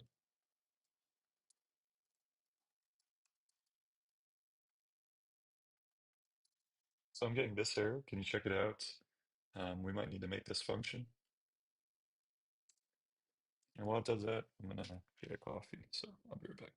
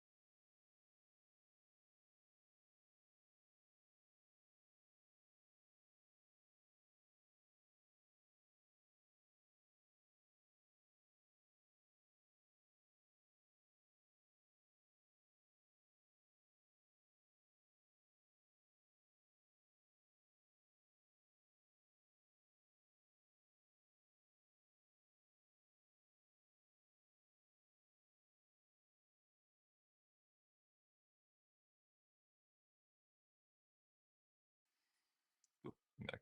Let's see. We got.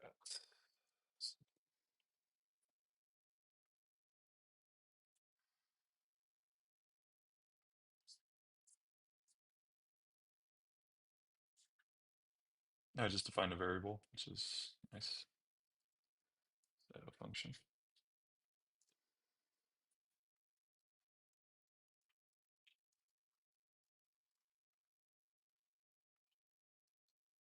Nice. It works.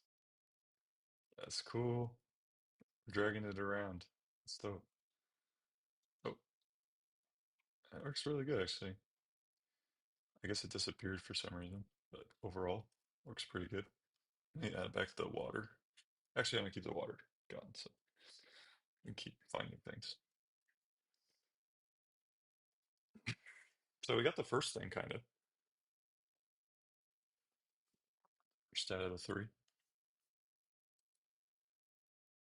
There's a little bug. Obviously, I can't reel in now that the monster's gone. Oh no, I just did. Oh, cool. So let's try it again.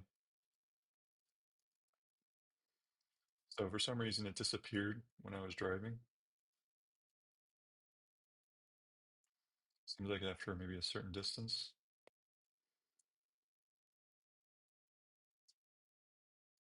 I think I know what it is. It's when you enter a new chunk. So when I enter a new chunk and the monster is loaded in the other chunk, so it makes him disappear. So I think that's a bug I'm going to fix later because we just need to make it so monsters can move in between chunks so without without issues. Bug.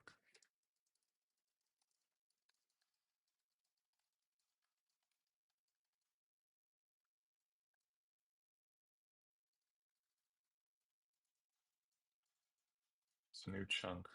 Actually, the fix for that is actually monsters don't despawn based on chunk, but based on distance. So the user entering a different chunk doesn't matter.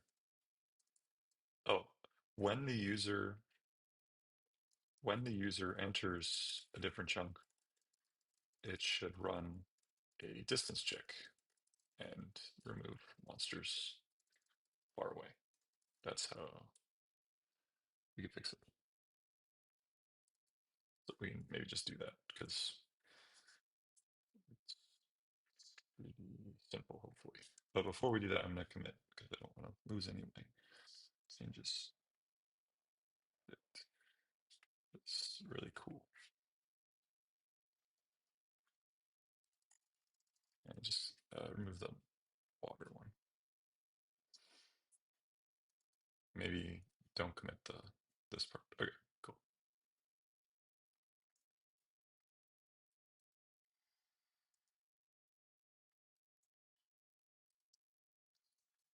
So now we're going to switch to the chunk entity controller. We're going to plug in this.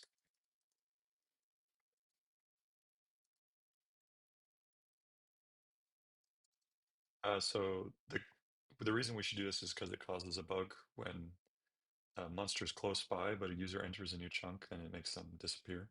So just need to change that.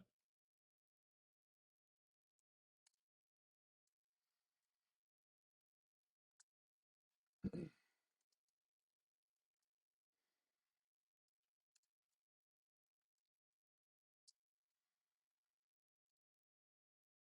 gonna get you. And I guess another thing, just make it so we can shoot the harpoon farther. That's pretty much it. There should be some effect, that's telling us that it's hooked on somehow. Wait, what happens if I go? Okay. So if I go really fast, it breaks it. It's not that surprising.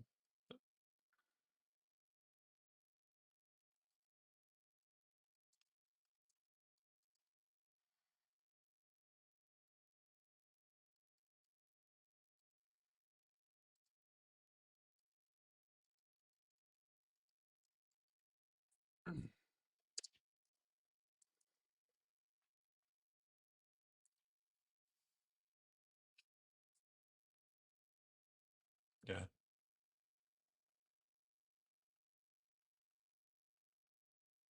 Cool. Let's try this. Might fix the current bug.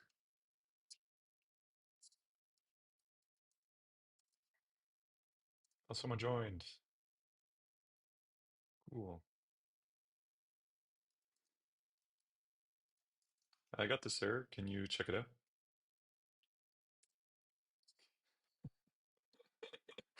I got this, sir. Maybe it's like a new strategy.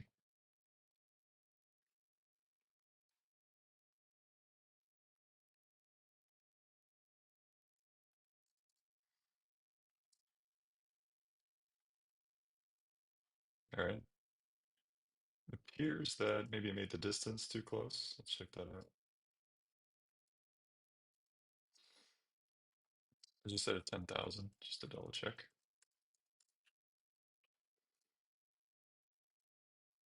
Okay, didn't work. So I'm gonna discard the changes. Reload.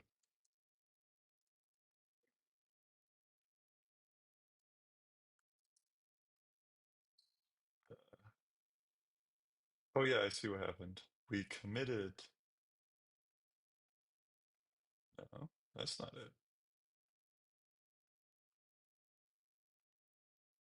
Let me check the. Oh, we must have discarded the file that made the monster spawn again for some reason. Oh, right, that was this file. That's why. Okay. No, you're right, actually. What? Where the monsters go? I'm going to restart the server.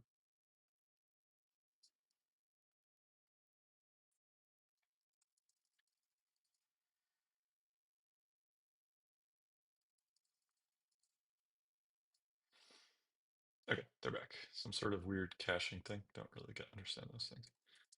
And then going to maybe tell it the situation. So when I applied this code, the monsters disappeared. Can you completely? Can you try again?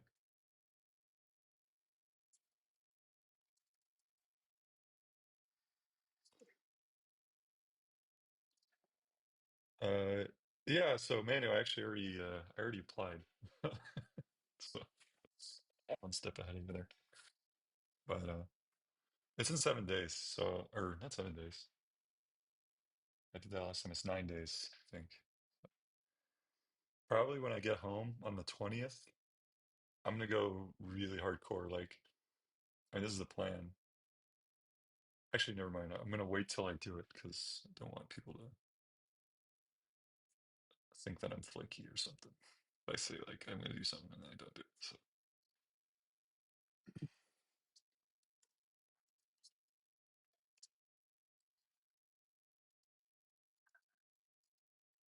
but yeah, I did enter, so I'll try to do a lot of stuff with the game in the next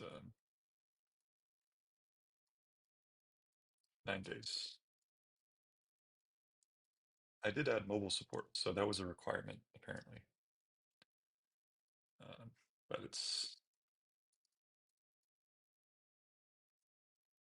something that's really weird with this last change. Somehow it messed with the camera, so I can't unlock the camera. It's don't really know how that's related to the chunks. But as I drive here, it shouldn't despawn even when I leave to the next chunk. If it doesn't, then we know it's fixed the problem. Okay, so still happening. Monster died or disappeared. Exactly, yeah, remove chunk. So I'm gonna put this here. These two prints into the logs. I mean, into the chat. So I got these two messages here, and then right when that happened, it removed the monster from the game. So please try to double check. Is there maybe some other logic here in Monster Manager? But Manu, I will actually check the Discord just in case it's maybe another tournament or something. It should be fun.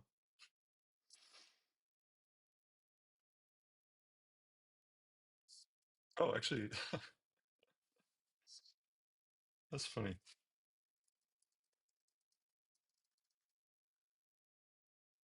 Oh, yeah, the Keno, I actually didn't see that message, but yeah, I applied after I saw the tweet, so uh,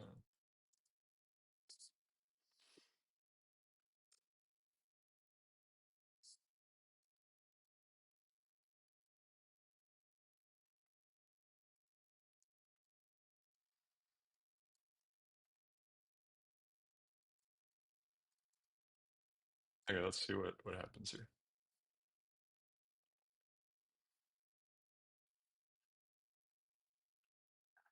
So I don't really like this change because it's sort of like a hack, like, okay, they have a harpoon, so we don't just spawn them, but that's not really what I'm trying to do.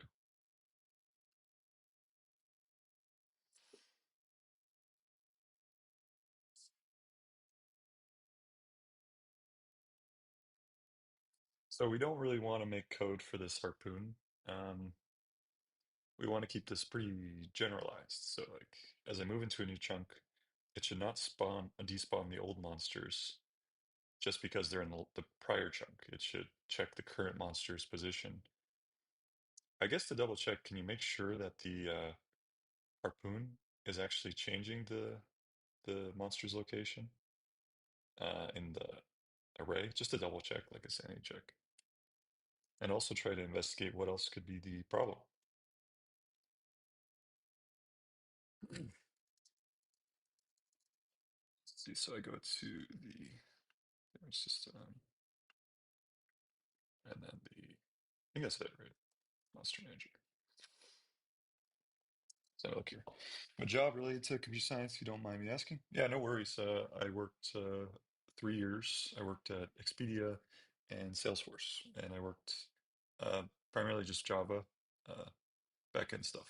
So I worked on authentication, and the other team was like a resource service. So provided like for Expedia.com provided um, and when you open a page, you get like different files and different um, different materials and stuff. So I worked there short term, but yeah. But yeah, I didn't really do any web dev stuff. So this is, yeah, that's why you know, I'm pretty stoked about being able to do this because didn't even, I didn't know about 3JS and I never worked with this stuff before. So,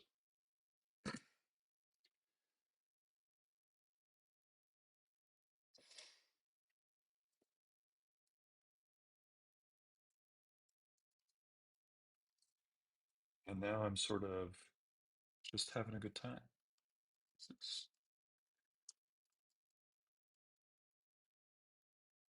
all right.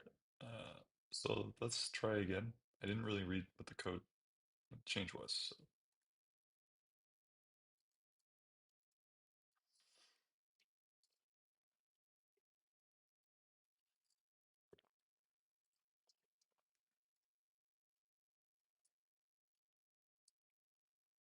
So far, it looks good, right? To enter a new chunk or no?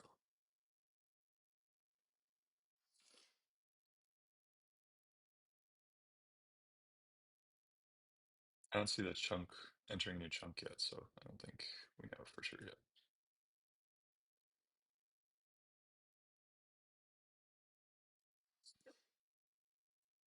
The chunks are actually pretty big. I think like 600. So,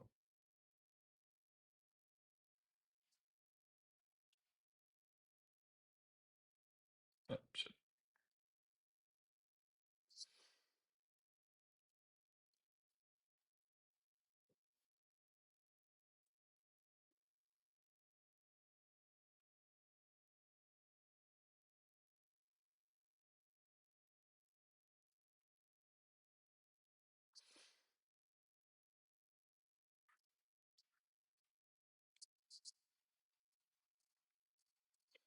Also, Manu, I think you'd be a good fit for some of these teams because you like tinkering security teams and stuff.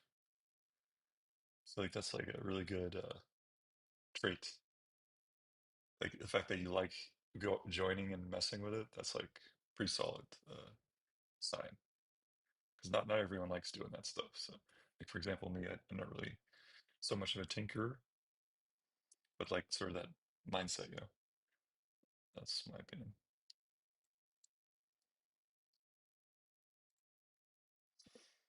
Okay, we had to have entered a new chunk, right? I mean, oh yeah, we're entering this chunk. I think it worked, right?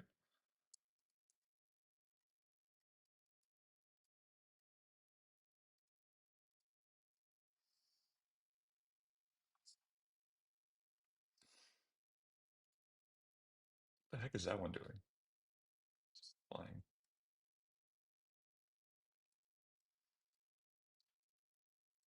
Cool. Looks pretty good to me. I think it works.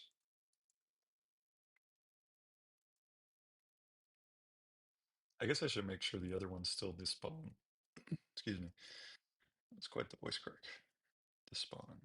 Oh yeah, but they are flying away, which is not ideal. They're flying far, far away.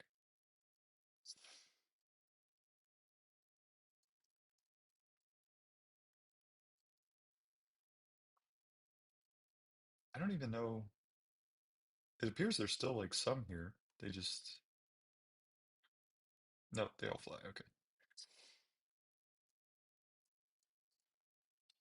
So we appeared to have fixed the old problem, but now there's a new problem where when you enter a new chunk, a lot of times they fly some direction away. Like they're just flying away. Do you have any idea what that could be?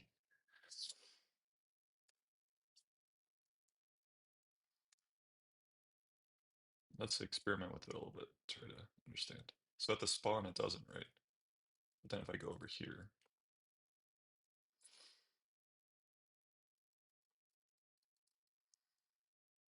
actually, they're not here either. It's like a really far away.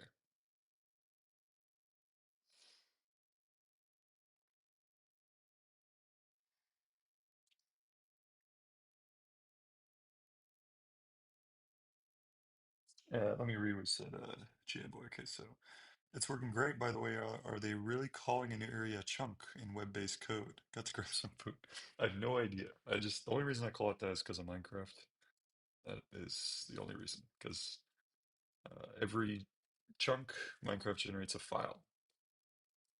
I remember when I ran a Minecraft server, there were multiple times that I ran out of disk space, everything was corrupted, and everyone lost uh, their data because I wasn't paying attention to the storage. So that was, I think it happened 3 times. So that's why I call it chunk. But I think it is common term. Uh, I think. Okay, so it appears that it's only when you get far enough away that the monsters actually fly away like that. So I'm gonna see if it.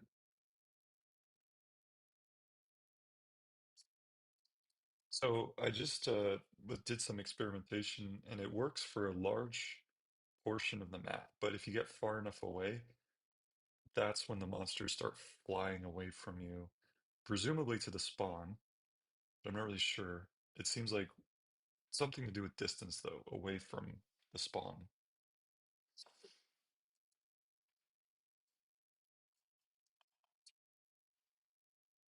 Yeah, and thanks for checking out G-Boy. And really good ideas for the game. I think you've not only had some today, too, but like the other days too. I think the arrows will be a good ability too. Maybe there's something interesting we can do with the arrows, like flaming, like you said, or some sort of mechanic that makes it not just another uh, cannon. Maybe arrows you can shoot more up or something. That would make sense. This is a lot of code for this bug. Not really a fan. It doesn't really seem like a huge thing. I guess I could try to understand what it's doing, but it's got time for that. So, okay, I'm gonna go really far away from spawn, and we're gonna test if they're still doing it.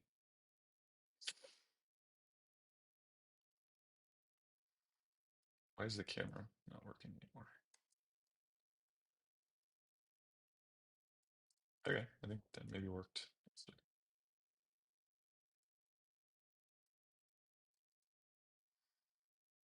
Oh, what the heck?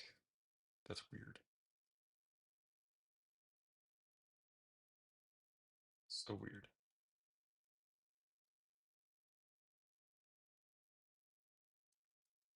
Collecting at the edge of the screen. Don't really know what that's about. Yeah, I don't really like the recent coach. I don't know. That seems worse. So I think it's fine for now. I will put it on the list and do something else. Get back to the harpoon. I mean, we at least fixed this, right? But then now there's just a new thing.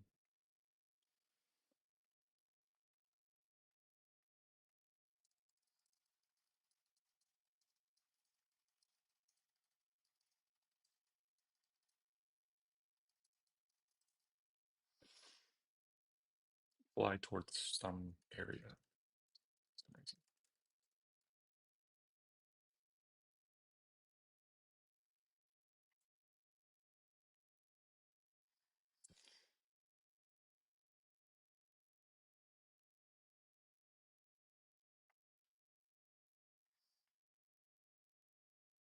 No, 1 second here.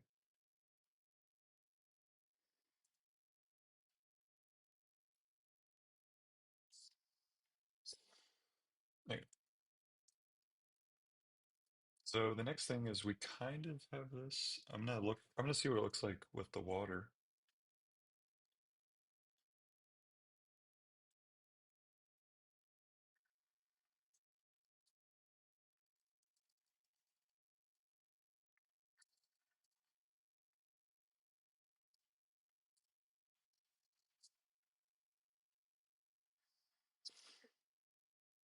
Oh, Manu's back. It's time to tinker.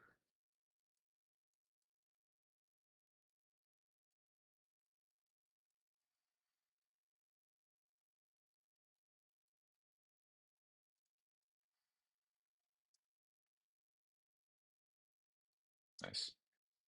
Maybe we could add some effect, like as you drag it, some sort of splashing, something. Yeah, they definitely shouldn't. Oh, nice. Brings them back to the water. That's cool. So if I stop, right? That's actually perfect. Yeah, so now you can move, but if I drag him again, I get close, right?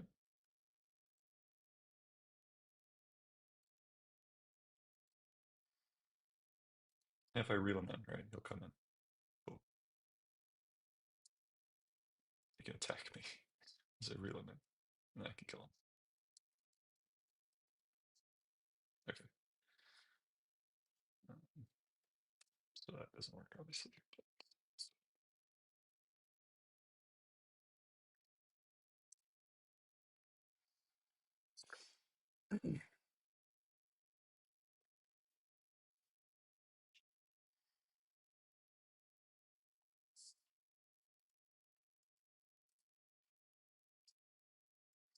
The next thing let's fix is you can actually kill them after they're attached.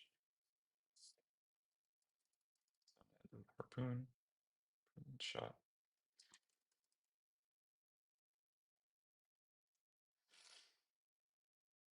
and then I think that's it, right? Need this, I guess. So the next thing we want to do is make sure that when the monster is attached to the harpoon, that they can be killed.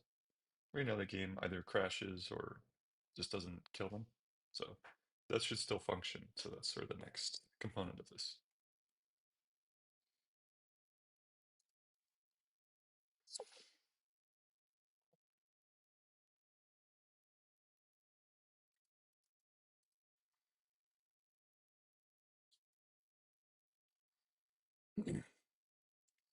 Actually, Emmanuel, I'll send you something. I saw this tweet, and I think this would probably fix a lot of the things that you've been exploring. You can see what you think, I guess. Um, I'll send in the Discord.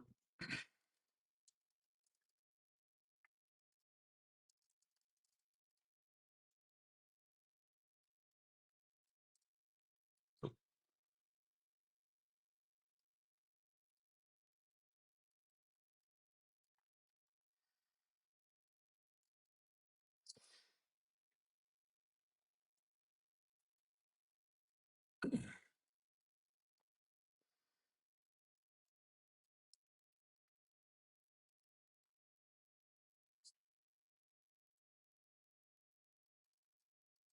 I don't really understand why sometimes the I'm right on the dot and there's nothing. So I'm gonna remove the water again. It's kind of hard to understand.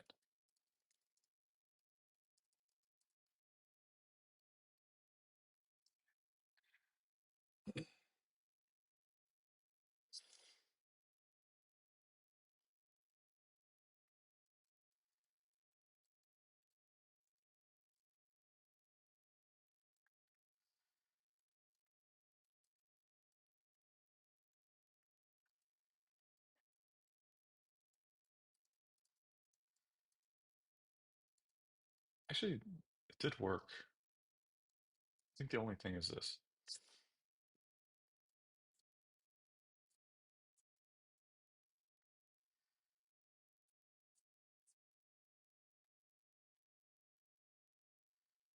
I'm gonna reset that because I don't want to add changes because it actually does kind of work.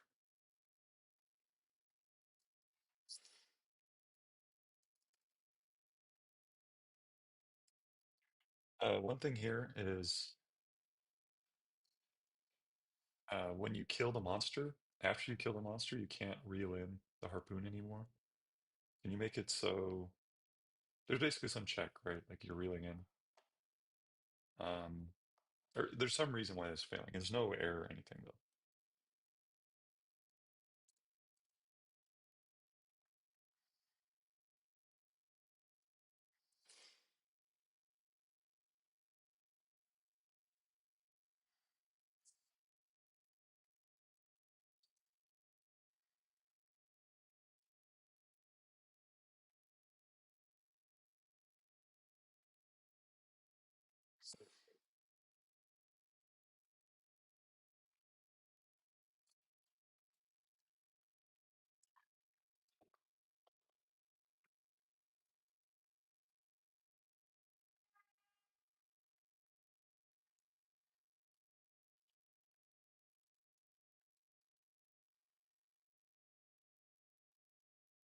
Okay, so I kill it, right? Should be able to reel in still. That should still attach. It actually does. The heck? I guess it works sometimes.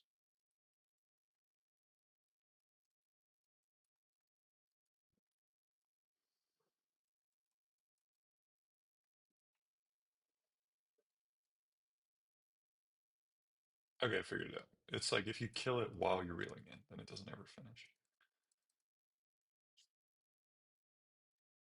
Okay, I figured it out. It's if you kill the monster while you're reeling in, then the reeling in never completes. So that's the bug. Please retry with that knowledge.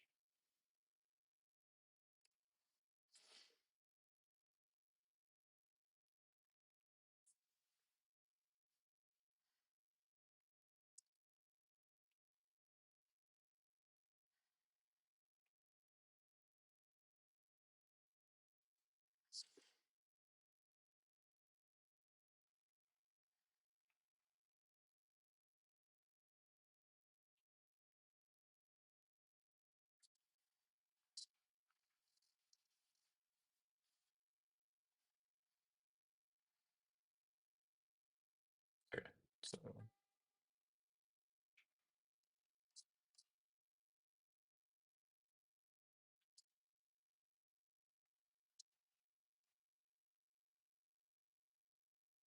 before we add the failsafe, let's just see if it works. And if it doesn't, then we'll add it.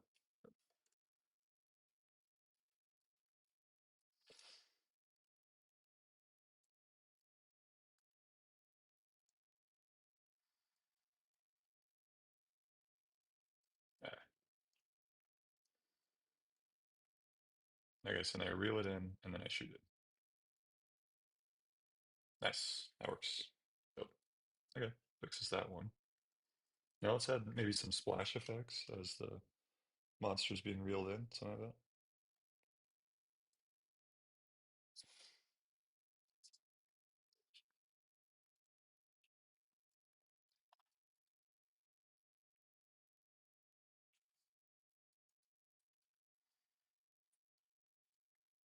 Oh, and one bug that was happening is when you kill it with the scatter shot, then it crashes, right? So let's fix that. Nice. Okay, so very clear error.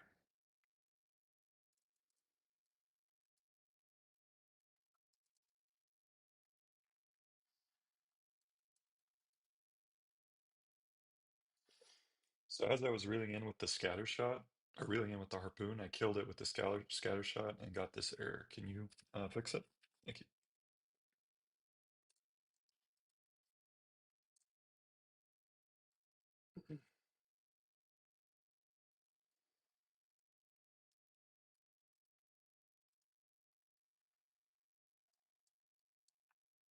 I'm gonna, yeah, that'll be dope with some splashing and stuff. Okay, reel in, kill. Nice. That's cool. I'd say this maybe is the first fun, or at least somewhat interesting, besides maybe the fishing, I guess. I kind of like it. Maybe it should reel in faster, though. I think that would be maybe more fun. I don't know. Okay, so reel in. Oh, yeah, and then after you're reeling in, you can go beyond the length. But it's okay.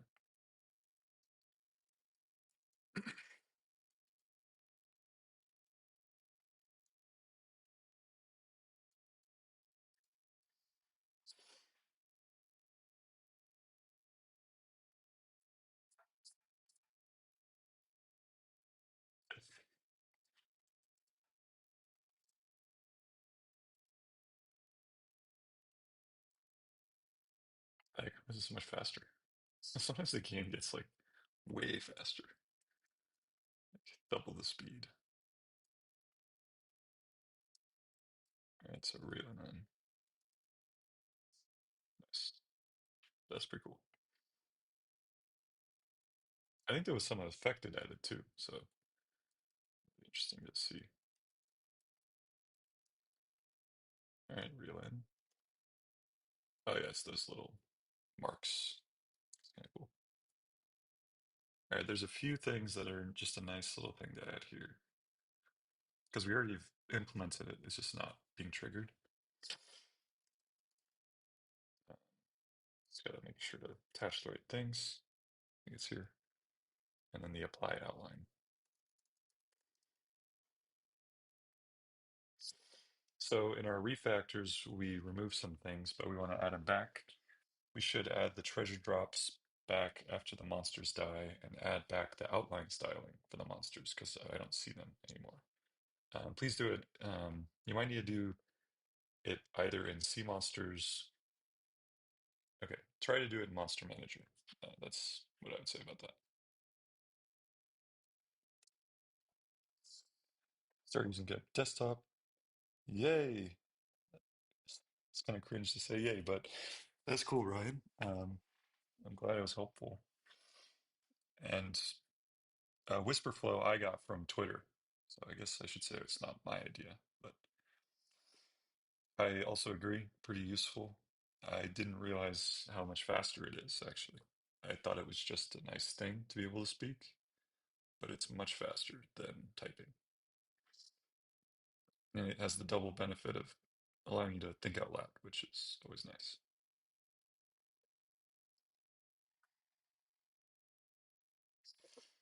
In computer science classes, they call that rubber ducking.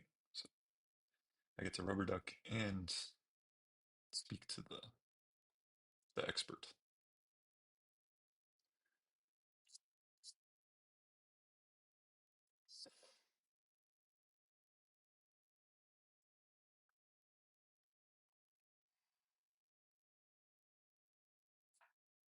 All right, cool. Let's do it. We should see the outlines back. Let's check. Nice, they're back. Let's see if the treasures are back too.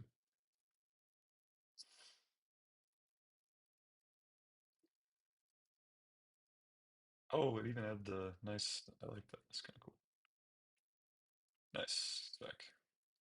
I can't pick it up though. It's kind of interesting. For some reason, I can't pick it up. Can you evaluate why that is? Should be able to. I think it's. Can you check where that code is? After I pick it up, it should add it to the inventory. This code might be in Sea Monsters, so if it's there, please just try to duplicate it because we're going to remove that file at some point anyways.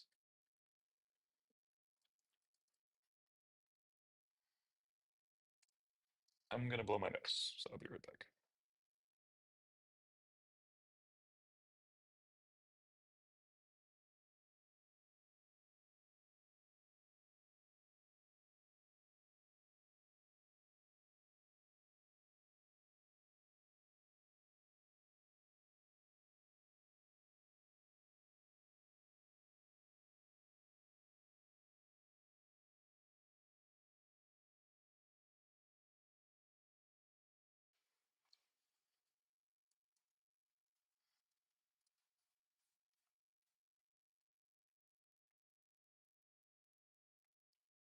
Nice. I like that it kept the changes minimal there. Didn't try to rewrite everything. Let's see if it works. Adding in a treasure system.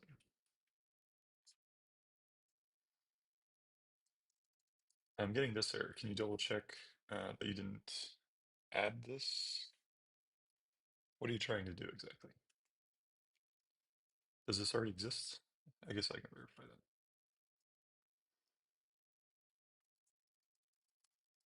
Yeah, it already exists, so we just need to import it. That's pretty much it, I think. So, any treasure system.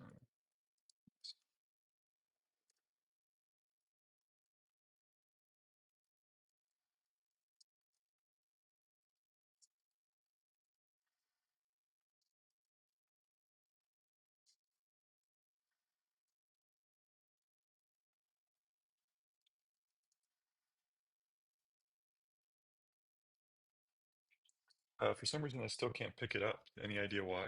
Do you maybe need access to the boat? It's in game state, so I just attached the file. But can you make sure to make this change in treasure? Because that's where it makes sense to be, right? That we have this function for pickup treasure in the treasure file.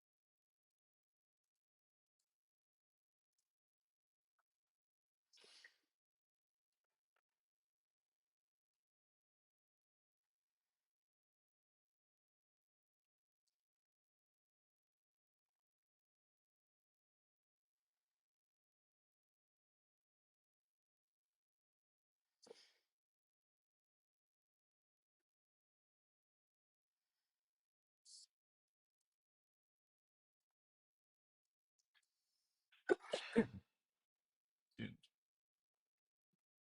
all right.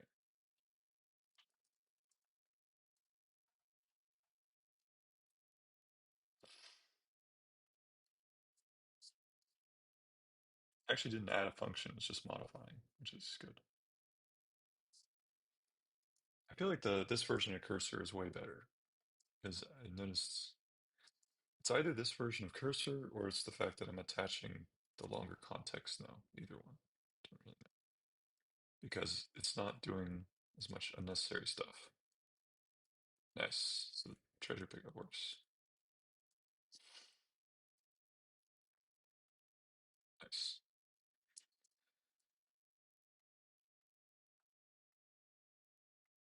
There's just one other thing.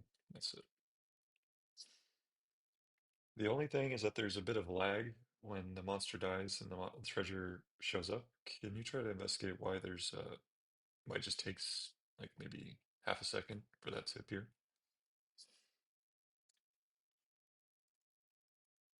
I'm gonna commit before I do anything else though, because I like our changes this far.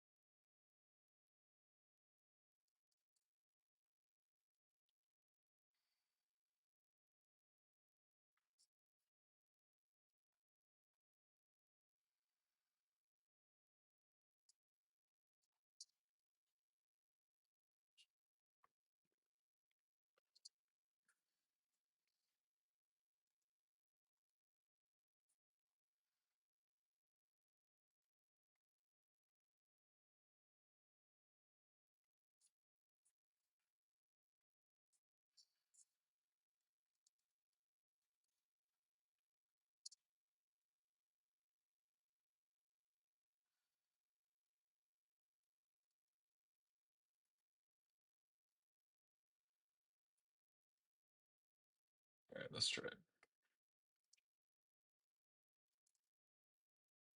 All right, I didn't see any changes, so I'm just gonna revert those last. I mean, it's fine. It's just a bit of lag for it to appear. Don't really know why. I think maybe what it is it has to complete the animation for the monster dying before it appears. It's kind of my guess. Let's try that, I guess. I think what happens is it has to complete the monster animation before the monster dying animation before the treasure appears.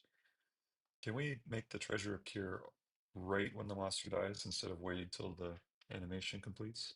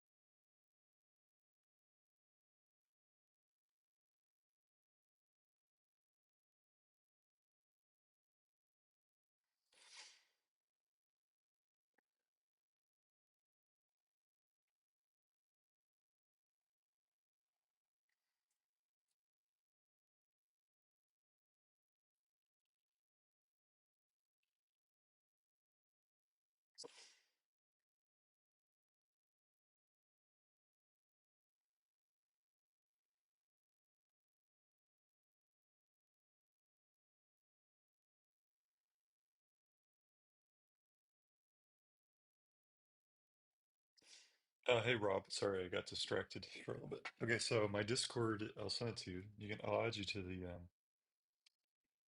the Discord there,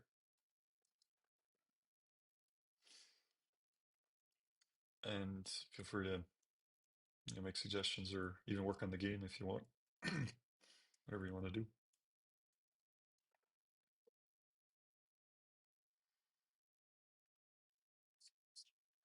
All right, let's see if this works. Get monster.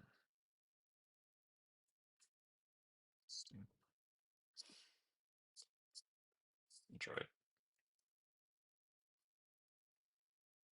Oops.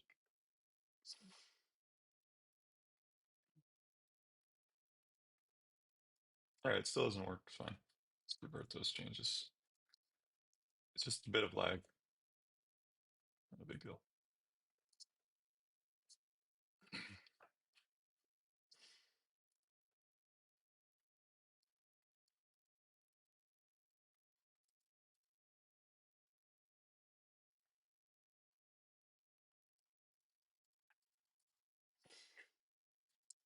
Let's see if you added me here.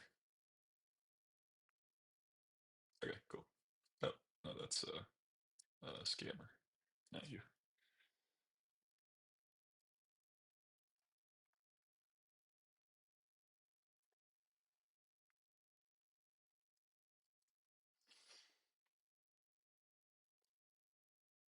All right, so let's continue with the harpoon stuff. I think I'm going to start with making FX for the harpoon as you drag them. That'd be really cool.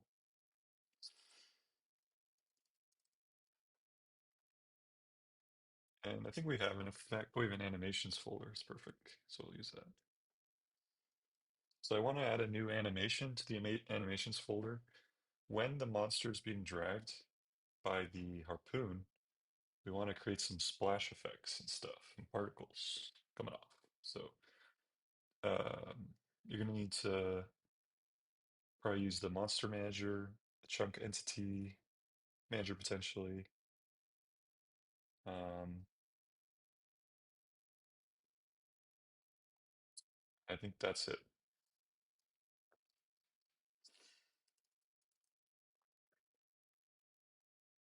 Oh yeah, please create a new file.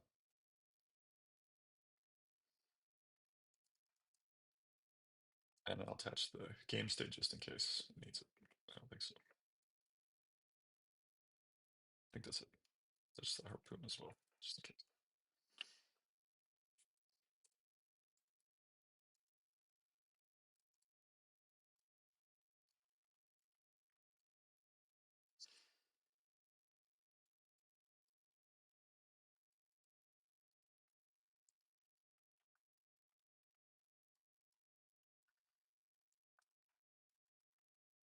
That's a little weird, right?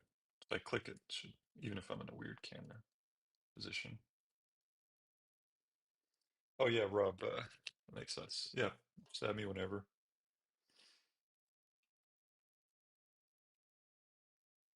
Right now the Discord's just a few people. It's just basically like, yeah, just like six, I guess. And if you have any ideas or maybe you start working on it, you can say, hey, I got this change I added, then I'll look at it and probably approve it.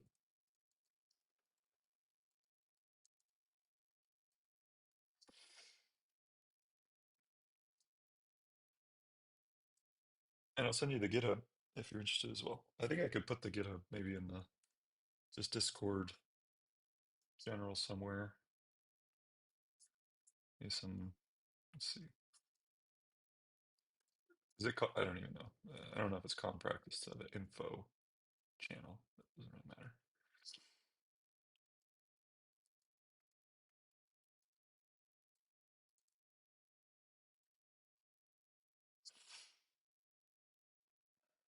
Nice. Monster drag effects. That's going to be cool. Said that.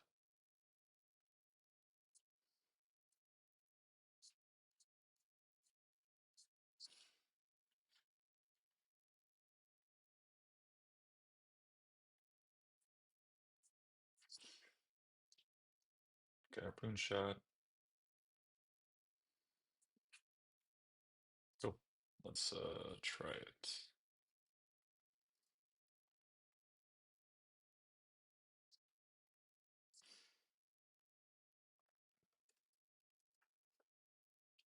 Oops, not here. Probably here, right? For now, this is not very well designed. I'm just going to put it in damage system just to test. Actually, I'll just put it in main. That makes more sense. I don't really have a good pattern for where to put it in the game loops, but it doesn't matter that much for organization.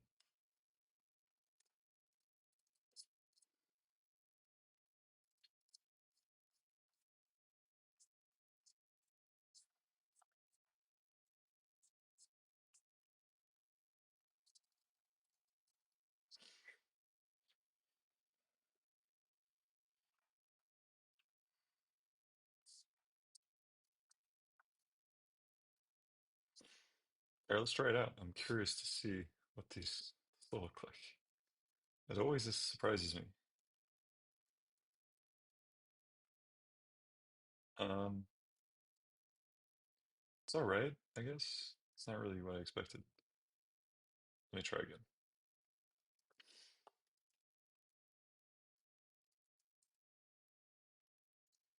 All right, try again. But remember, this is water, so it should be like regular water particles. Like when you're wakeboarding or something, you have like don't try to get too complex with it because I know this is like not super easy to do water, but just it should be like regular water particles coming off as you're dragging, and it shouldn't just be a one-time thing. It should continually get triggered as long as the dragging is active, and you can check the flag in the harpoon damage system.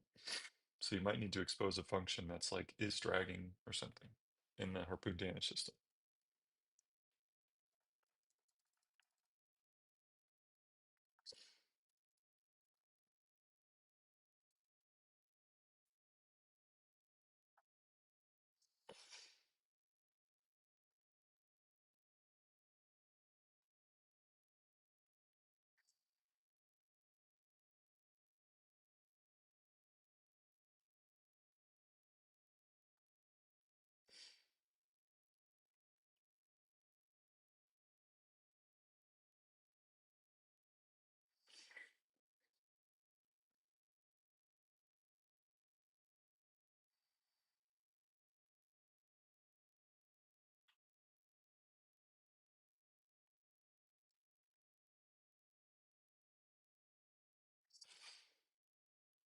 All right, got some new stuff.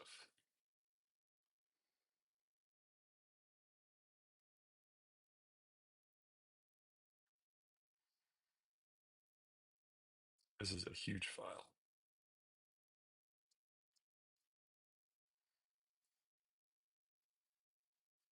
That's also doing wakes. I tried doing a wake on the boat probably twice, and every time it was just like a triangle. So I didn't really succeed at that.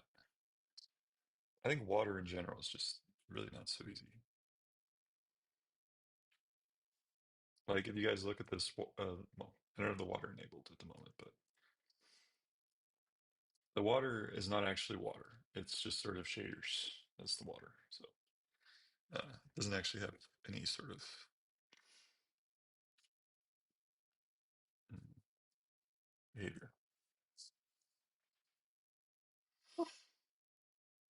Okay, so I'll do relaying. Boom. Okay, we'll try adding those two things. So just comments. So yeah, it's just comments. Oh, Rob, why do you think? I don't really think is a Discord sensitive information. I never really thought of it as. I guess maybe you're thinking like there might be some scammers that they can see it, they can add me. But I guess I can always just not add them, right? I don't really know. Is there anything else that they can do with? I guess they could maybe spam my messages or something. So obviously the effects are not really working so well. The dragging, fortunately. Yes, Isman, we are vibe coding once again. Oh, right. And I think you were, Isman, was it you that made the suggestion to change the title to vibe coding? I think it's not a bad idea for sure. think I think we're getting closer to vibe coding, maybe. I just feel like I do a lot of debugging sometimes, so I don't want people to like be disappointed. Like they join and then I'm like debugging and they're like, this is not you're doing a lot of just coding instead of prompting. But I feel like today has been vibe coding mostly. Just a few bugs here and there, pretty much. Um, but I know what you're saying. It's the YouTube algorithm, right? You gotta say the right things so people click it.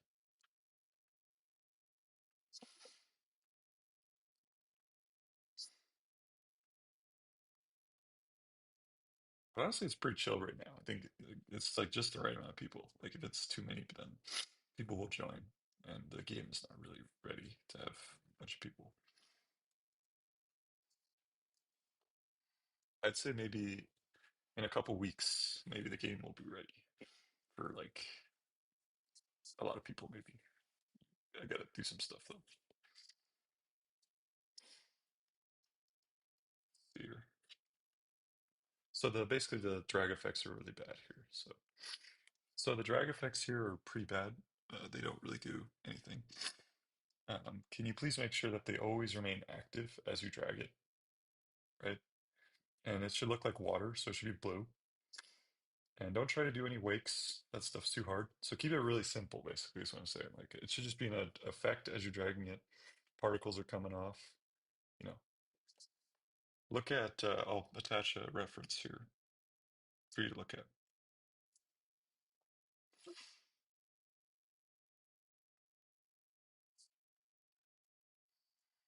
So when we had the boat fly, right, we had a effect. So take a look at the boat fly, right? There's blue particles that come off when you land. That's pretty cool. Let's just have that like regularly going, like just these blue particles coming off.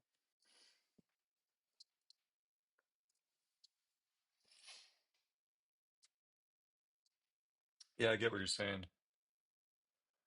Yeah, like let's say there were like hundreds of people watching or something. Then if I share my Discord, I guess they could like spam my Discord or something. Right now it's pretty chill. Don't really need any. But you're right. In theory, someone later could. I guess I can always change my Discord if somehow there was a lot of people watching this video at some point.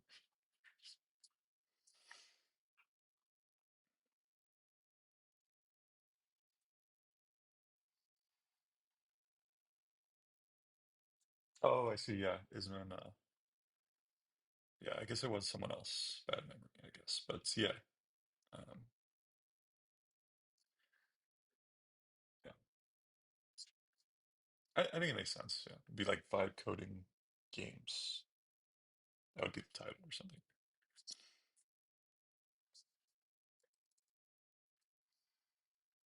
It's funny though, like on my YouTube feed, there's like all these haters. Like when I look at all the videos, they're like vibe coding, and then it's like thumbs down. And then I watch the video and some guy like vibe coding. That's not how it works. You actually gotta know stuff. It's like okay, but I think it's just they do that for clicks basically because they just kind of say obvious things. I think, but the video is like really negative. Like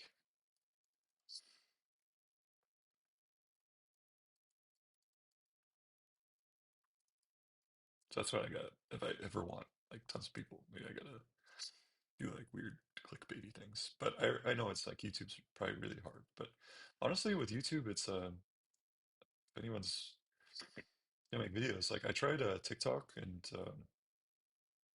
actually I'm currently trying TikTok and Instagram Reels, and everything I put there gets no views at all. Like it's like zero. Like for some reason, YouTube somehow is recommending maybe smaller people more. I don't really know. So that's kind of cool.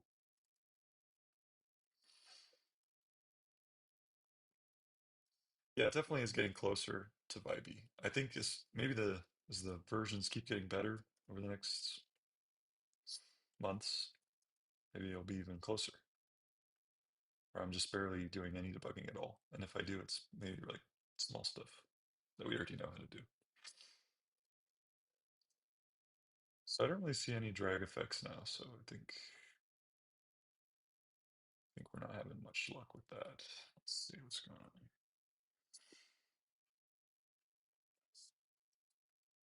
Oh, I see. They maybe changed the function here. Let's look.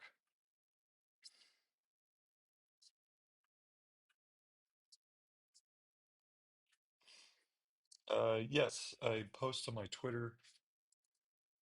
I have. Don't be deceived by the follower account because no, actually it's not bad recently. If some people are liking it and stuff, so that's good.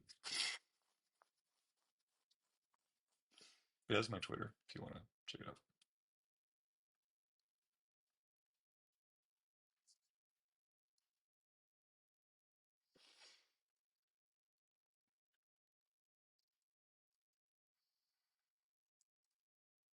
Or follow me. I'll follow you back.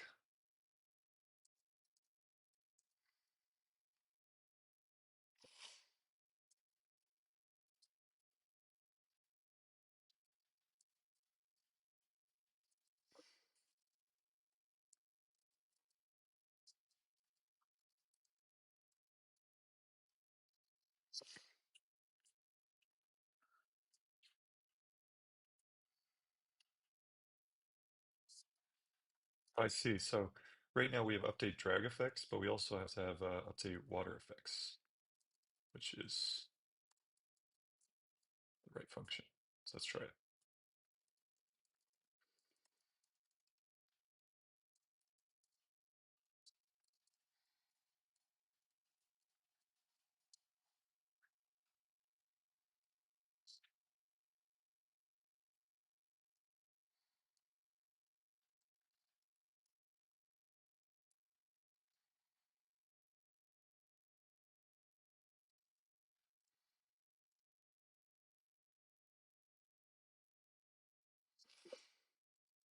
This monster's just not moving. Heck.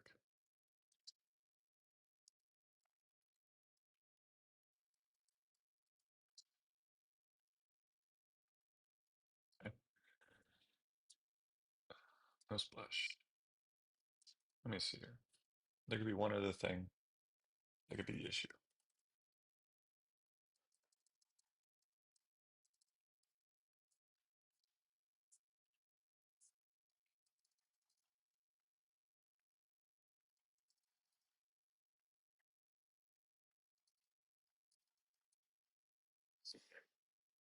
Can you check that the monster drag effects actually is bringing in the sea monster's location of the current monster being dragged?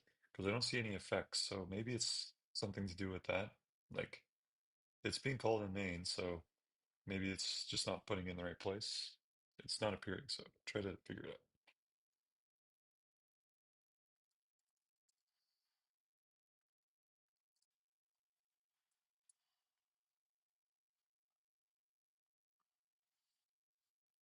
Task manager, that's cool.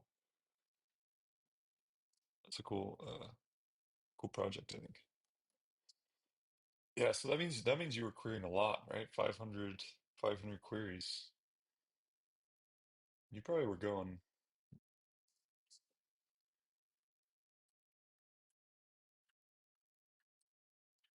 Oh, unless it was, are you talking about the free version there? Oh yeah, free usage. Sorry. Yeah, the free usage is pretty restrictive for sure. The $20 a month one, 500, not bad.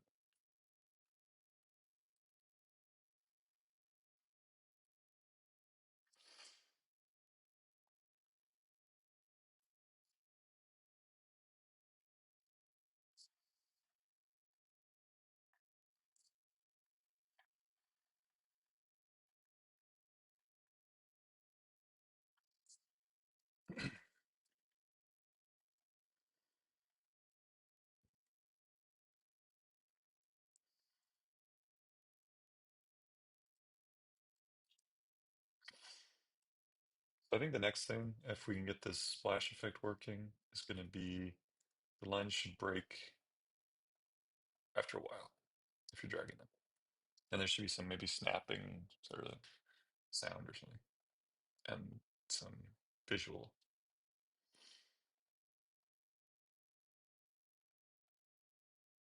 Oh yeah, and this part, that's kind of important. It should be able to, you should be able to hit it on stuff. So if it's the islands, die, get damaged and stuff.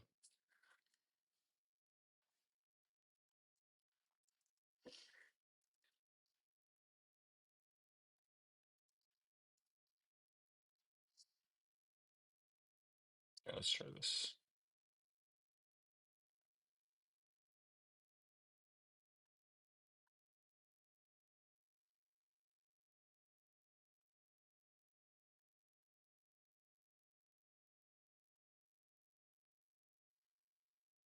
That might work actually, because it's adding a nice little flag for that. So let's try it.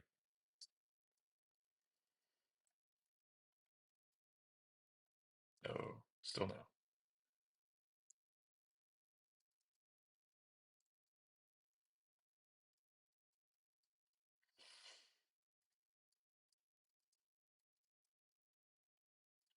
Oh, I actually saw it. I just saw it. It like appeared and then disappeared in like 2 seconds. So it's actually just not big enough. Okay, I saw it for a moment. Like, so please just make it like way bigger. There should be tons of these particles and they should be everywhere so we can see it. Because I think I saw it for like a moment and then it disappeared. So just try to make it last a long time. There's tons of the particles, they're everywhere, etc.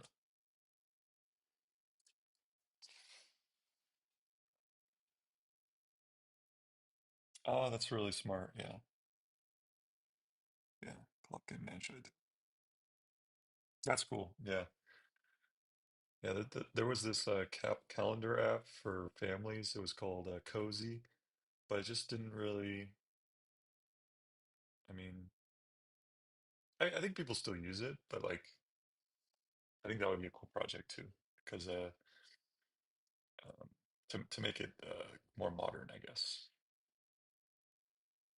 Because not saying you're a family, but that was a cool like task app that I liked. That I thought was pretty unique. It's just a bit old now, I think, in terms of the way it looks. Although I haven't checked it in a while, so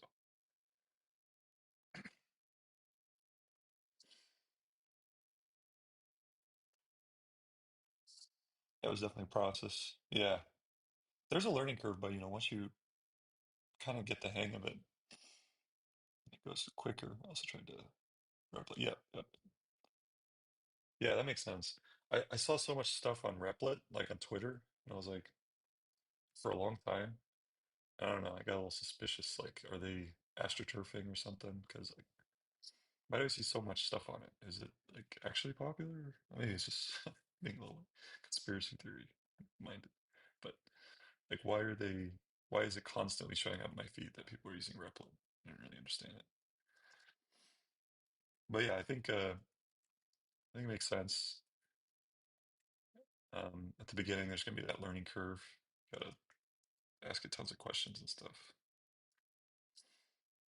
Oh, nice. We got the water. Oh, yay. That looks pretty good actually. Just needs to be a little bit. Overall, though, that's pretty good. I think all it needs now is just some black outlines on the water, and maybe just like a little bit less, and fly up a bit more. Okay, so let's do that. It looks quite good, quite good. So I want you to apply the outline to these particles. The next thing I'd like you to do, make them fly much higher, probably like 4 times as high. Actually, more like 2 times as high. And then reduce the particle count maybe by 10%.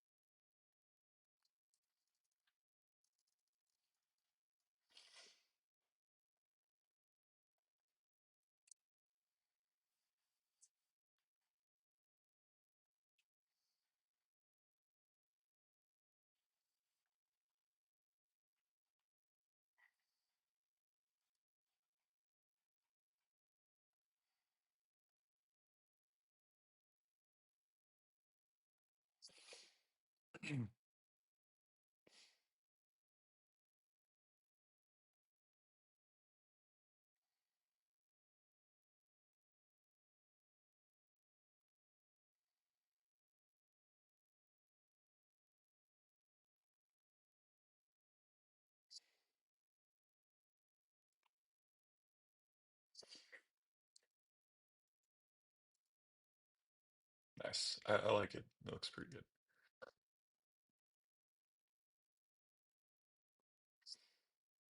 I think with the black outlines too, it'll look nice.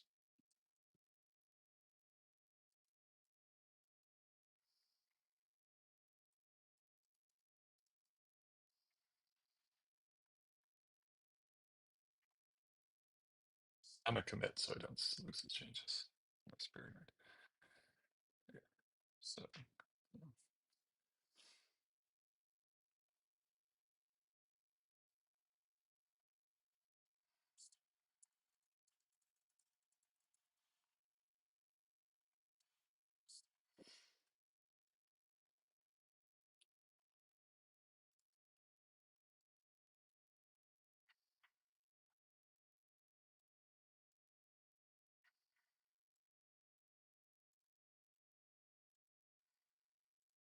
I maybe change the color of the harpoon or something. I don't know if red's the right color for it. Yeah, like try to ideate on that a little bit.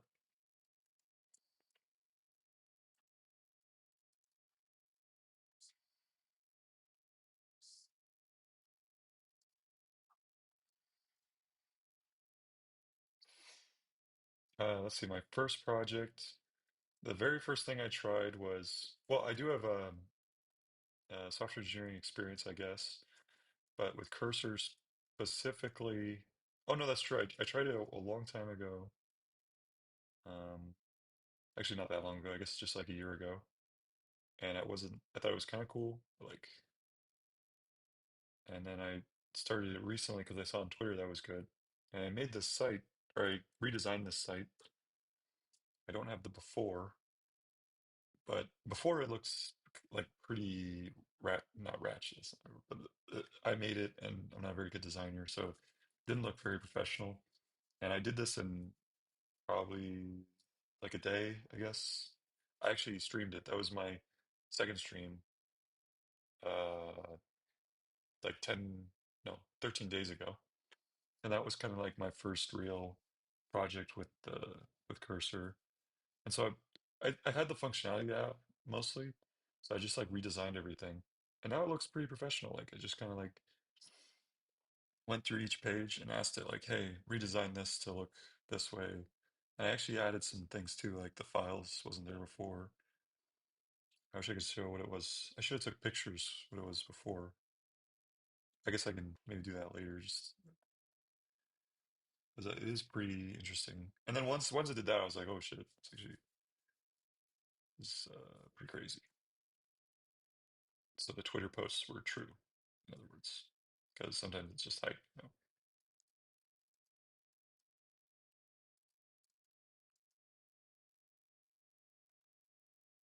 Yeah, thank you. I appreciate it. I agree. I'm not very good at designing things, so I honestly would never be able to do that. So it's been like a really, really long time. So right now the outlines don't disappear, like the particles do, but the outlines don't. So can you fix that? Also make the particles fly even higher, probably 2x what it is now, and make them fly a bit faster. So they should fall down quicker, maybe 2x as fast.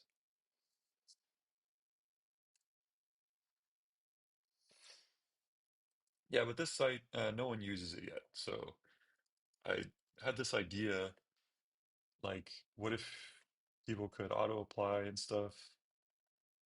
Like you just click auto apply, or maybe it sends you an email like, hey, here's the list that we can auto apply for you, and we have your modified resume for it, stuff like that. But that doesn't work yet. So, I think if I do get this working, then I will maybe try to. Um, I don't even know how to get maybe my Twitter. I have no idea how to market things. I don't really want to pay for ads or anything. I don't really know what to do with that. I kind of always figured like if it works and it's useful, then maybe if I just post about it.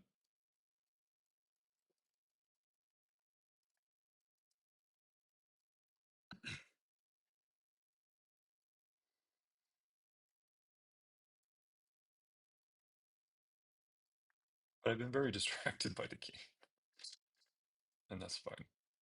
Whatever. Dribble.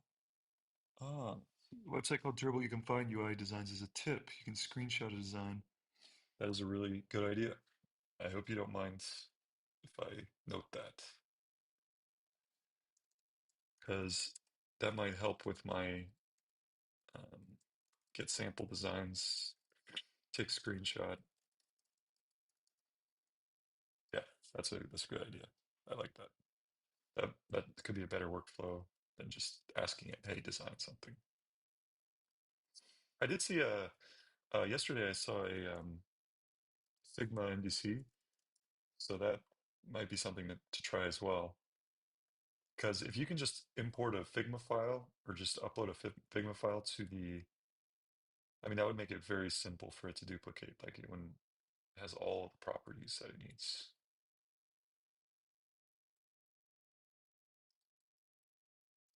So you basically talk with Figma, design something after some iteration, then upload that to Cursor and say, hey, create this. It should probably do that really easily. As personally, I don't know about you if you've tried Figma, but Figma's not actually that easy for me, at least. Some people might find it easy, but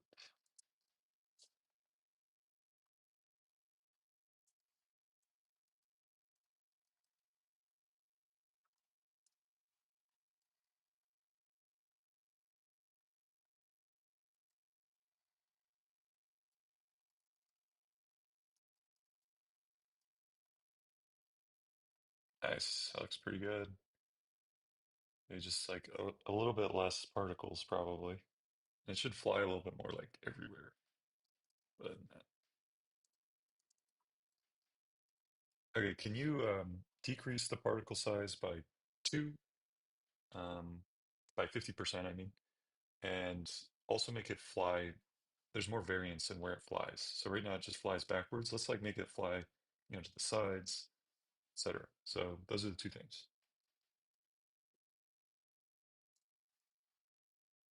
Oh, but there's one thing. But it shouldn't fly forward. Like it shouldn't fly towards the ship. So basically to the sides and backwards. I think that's how that works, right? You drag it. Like, like that.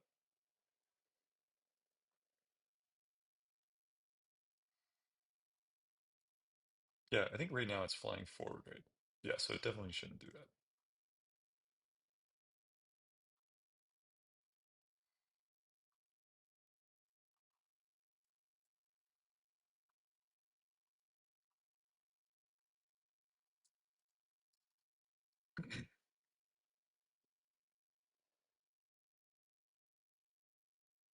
Right. LinkedIn, I haven't tried. It might be not a bad idea. I'm a little nervous about it because like people I know will actually see it. So I'd be like, I feel like it has to be pretty good. And then yeah, I think that's my plan is basically just like keep like working on stuff, make it also I do really want to get other people working on this game too. It's open source, so my goal is like because I actually do want to make like a really cool um like a big game with like lots of things to do, but it's just not, I think at the moment at least for just alone I would not be able to achieve. Oh, that looks really good.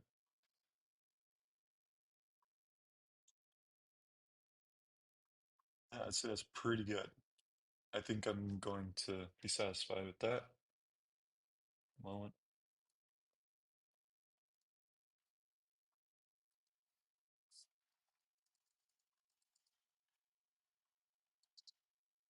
Okay, the next thing I think will be fun, and I think I'm going to skip a thing or two.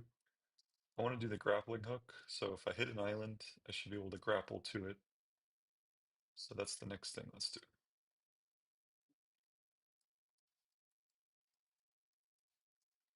Also, let's just make it reload faster too. That's just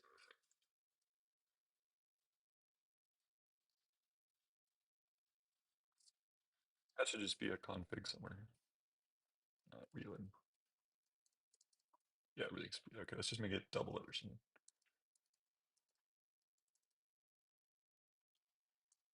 Oh yeah, and let's also make it so you can shoot it farther.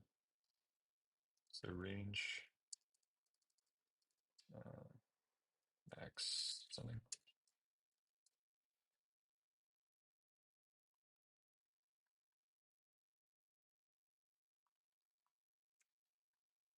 That's kind of cool. Let's change this to 30 here. Oh, hold on 1 second. Let's hear. I'll mute myself.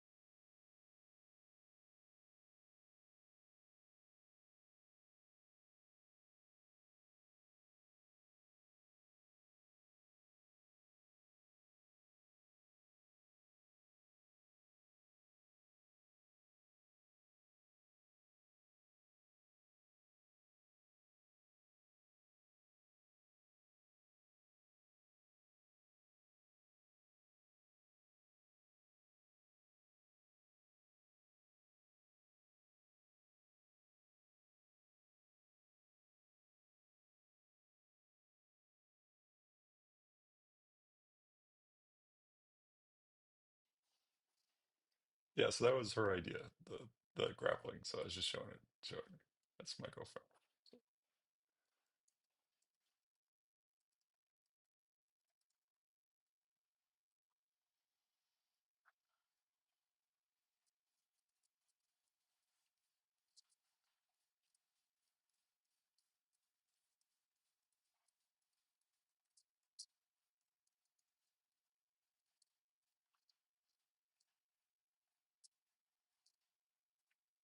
Oh yeah, the let me show you something.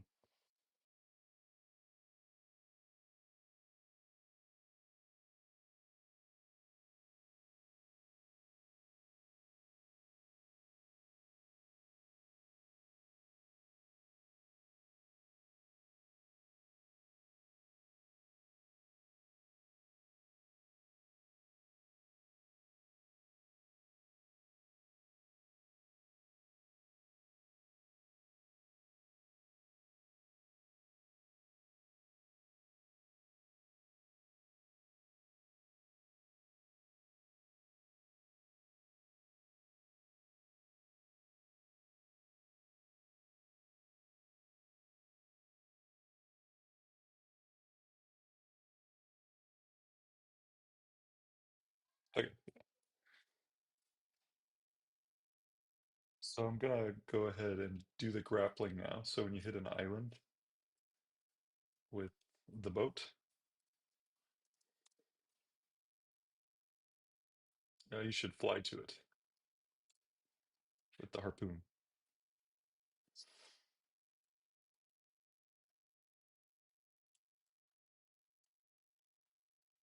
But yeah, I was doing something else though, which is we got to increase the max.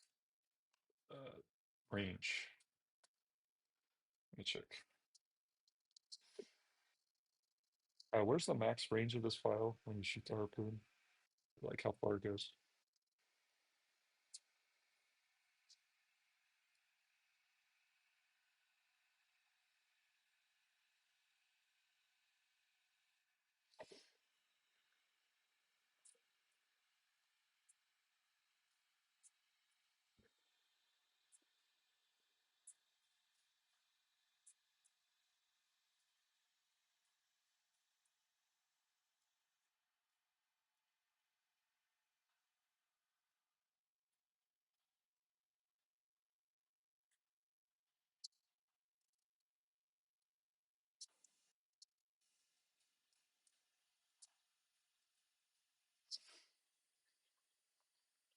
Let's see, where is this?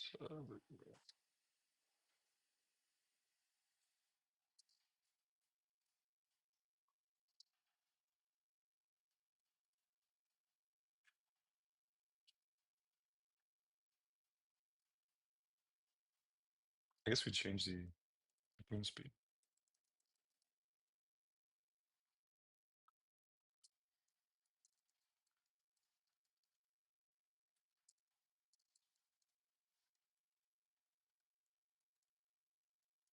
Yeah, that's pretty reasonably far. Maybe a little farther, actually.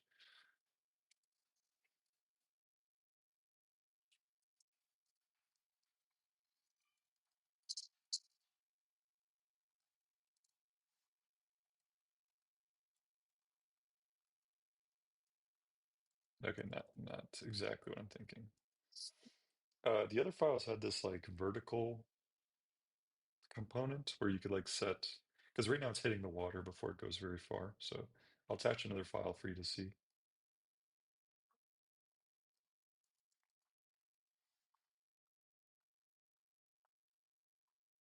Don't change too much. I just want to work on this. Uh,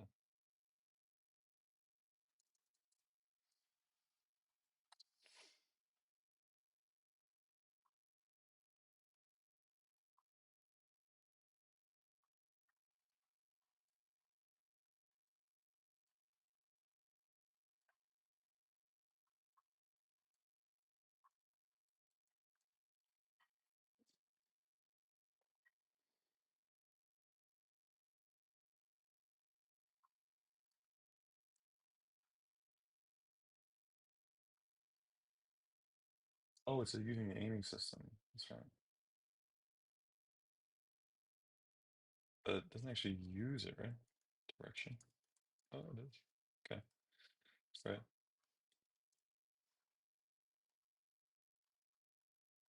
Oh, nice. That works pretty well. Wow. That goes far. That's crazy. So maybe.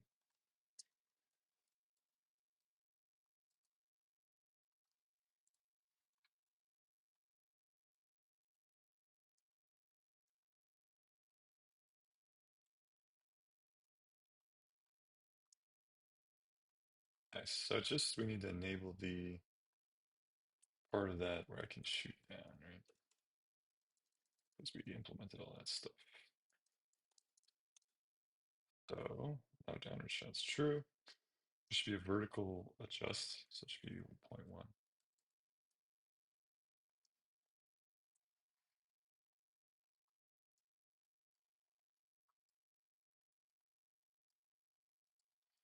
I'm going to copy the values for the cannon shot because I like those values. So we're just going to do this.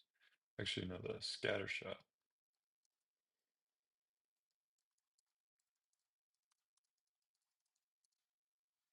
Yeah, these two. These are good.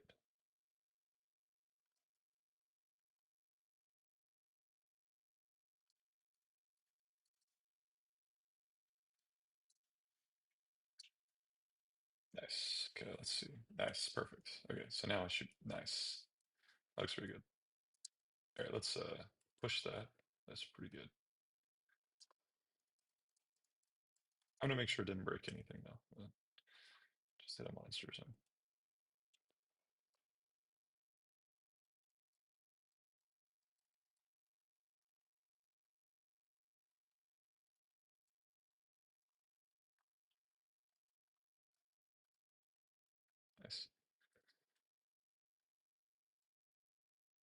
Okay, real name. Suit. Pretty cool.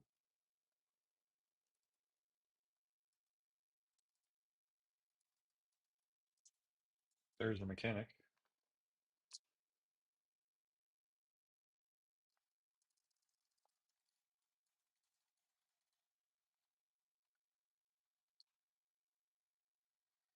I think I am going to push a change related to the sea monster speed. I think we can safely bring back the water. So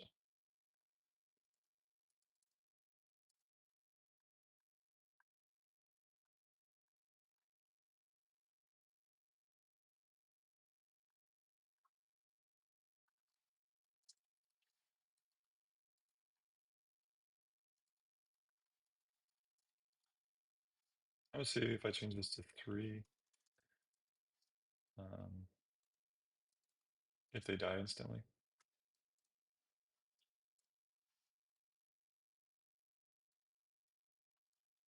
Okay, they do.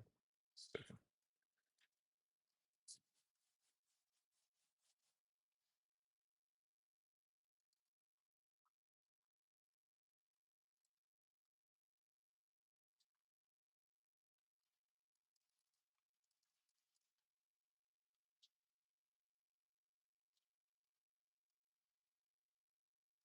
Oh, did I push the water being? I didn't actually.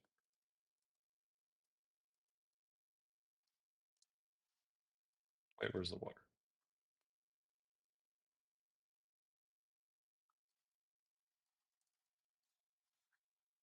Okay. Try a caching thing again.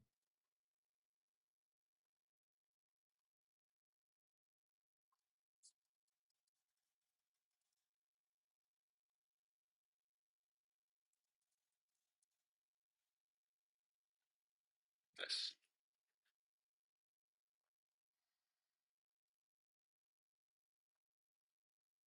E.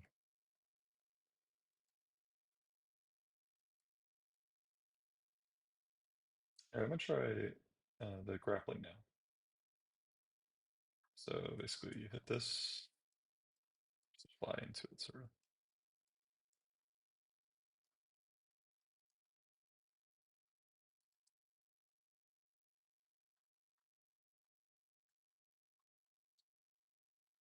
How big is this file? Let's check. Not very big. Good.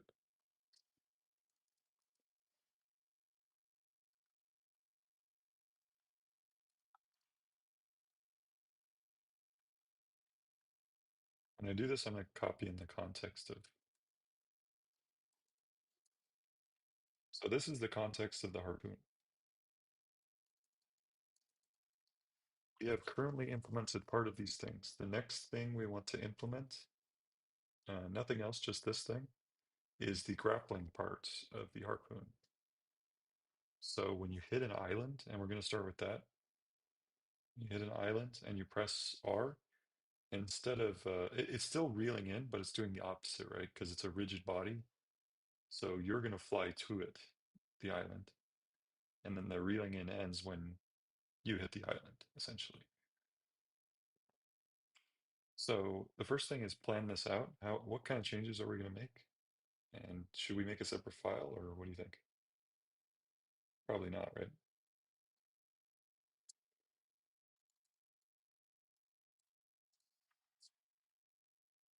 And I think before I let it do that, I will attach the game state so it's access to the boat. And also the chunk stuff so it has access to the islands.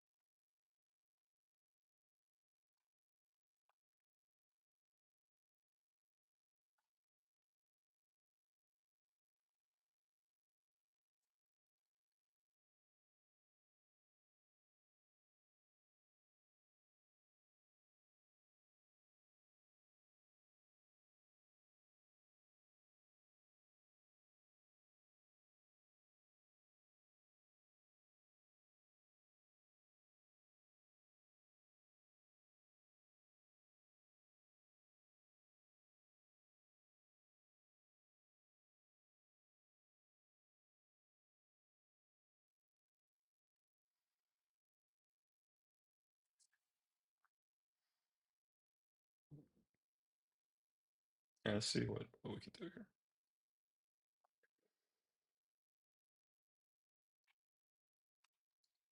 Okay, let's see.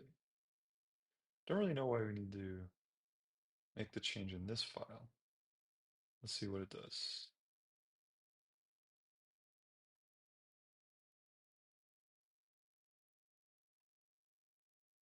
Oh, it's removing the, I'm gonna make sure to specify that. So I'm gonna specify not to remove any logic related to the enemies,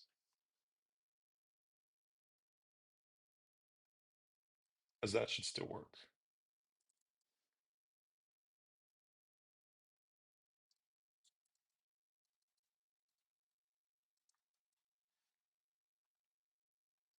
So try this again, but this time don't remove any logic related to attaching to enemies. It should basically be an either or thing, right? Either we, well, there's three cases, right? We don't hit anything, we hit an enemy, or we hit an island. Those are our three scenarios, and each should be a separate behavior.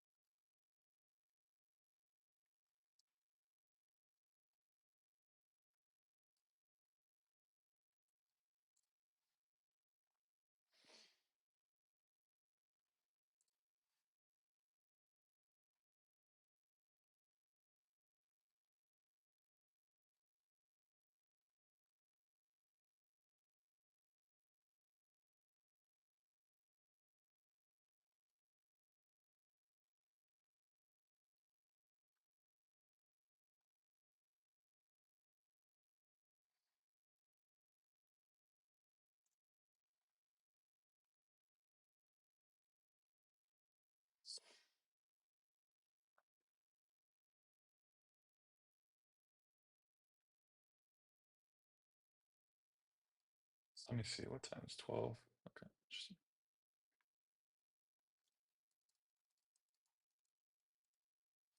a note for myself because I need to remember something.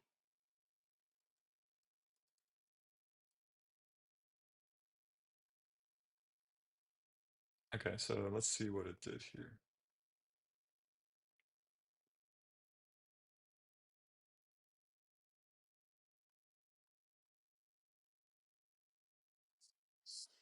Okay, double check me. I might be wrong on this, but shouldn't we be doing something in harpoon damage system as well? Or are you covering all the cases just with these two files?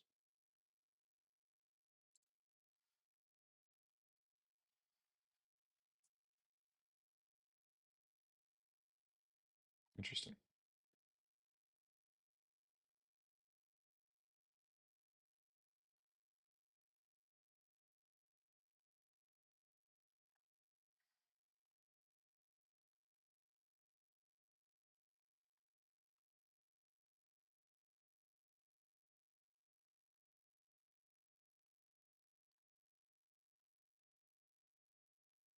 I'm gonna make sure commit all my changes before. Okay, good.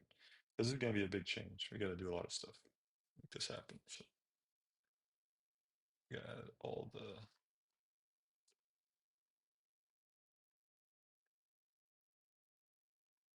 Okay.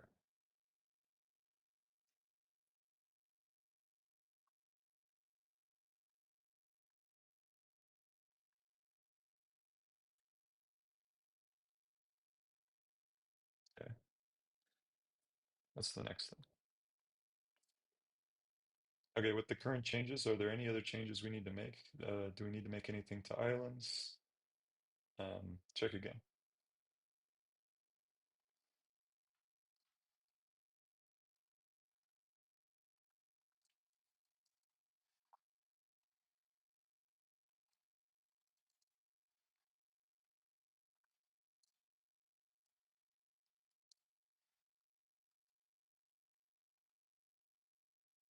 I'm gonna just see what happens now if I hit it. Probably error because I don't think we did the important part of this.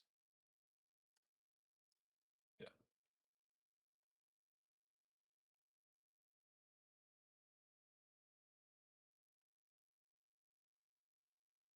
So another thing it's gonna need though is the boat. I think it already has it, but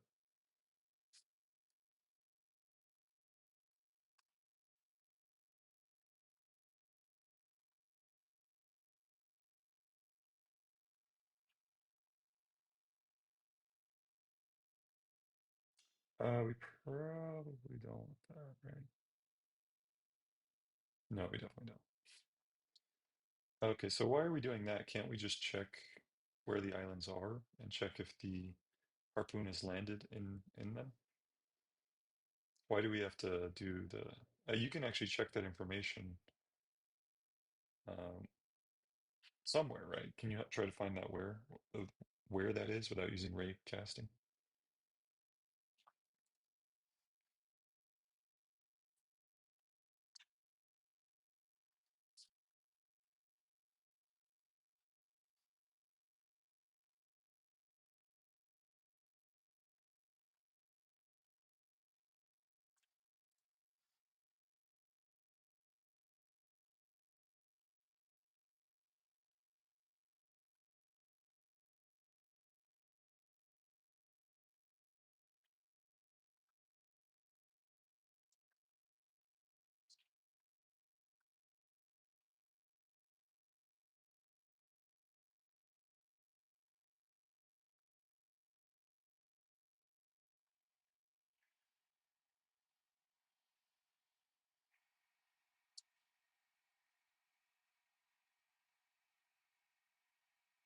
Yeah, that's exactly it. Okay. Do we need any other changes? Do we need to change anything in islands.js or chunk control?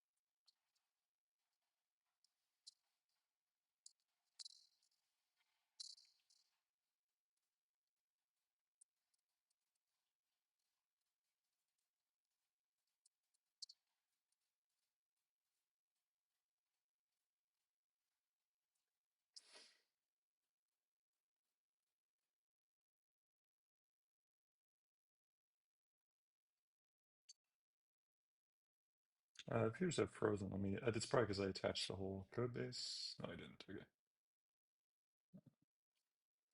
Please continue. You froze.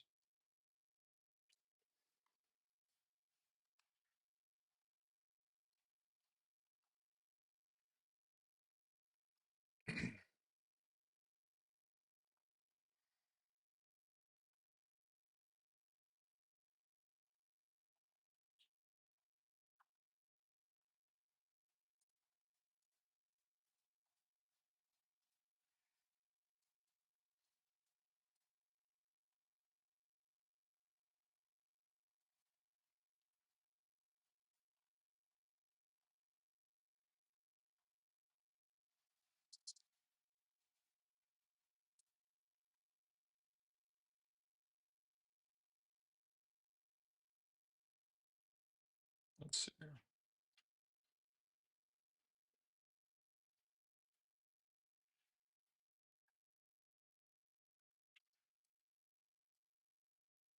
Let's try it.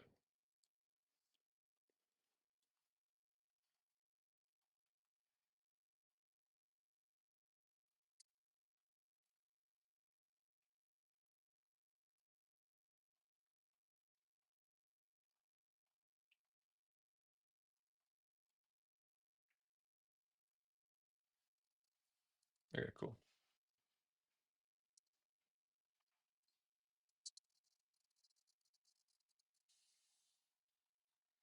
So it registered. The only thing is it needs to actually move the ship towards it.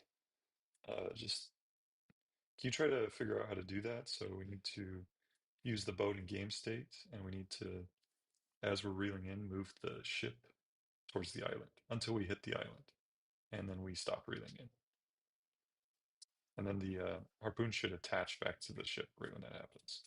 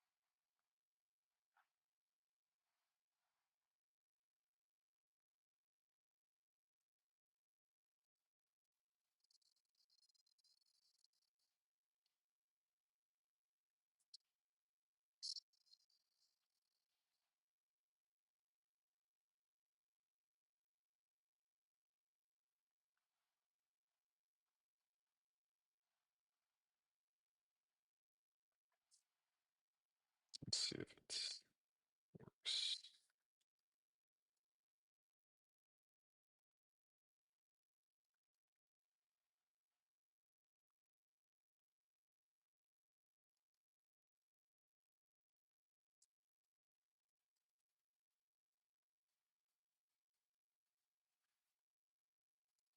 Oh, nice. It works. That's kind of cool. I mean, it's janky as heck, but I thought it would take a while to get it to work. All right, cool. We got the grappling sort of. I mean, obviously, totally weird, but whoa. So I think the next thing is we just got to make sure the grappling brings you enough vertically to attach. And then the next thing is to make sure it actually lands on the thing. So it's really close. It's actually working pretty well. The only thing is like if the shot is in the air, it doesn't quite bring your boat high enough to hit the harpoon so it reattaches or something. So I'm just kind of stuck like hanging. Can you try to figure that out? But don't change too much with the code because it works really well. And I think I'm going to commit it just to be sure because don't want to lose it.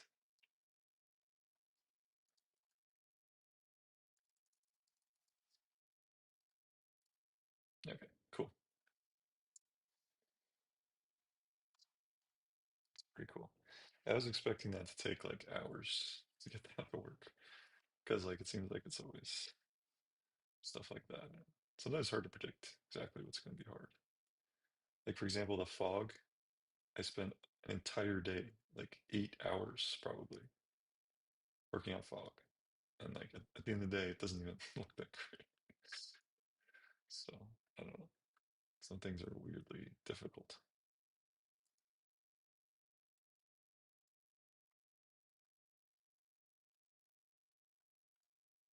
Nice. Oh my gosh. It's actually a cool mechanic. So right now, if I reel in the monster, but I don't kill it, then it does like a ton of, it's like messing me up, like flying everywhere. Like, so if you don't kill it in time, it's kind of like a risk reward thing.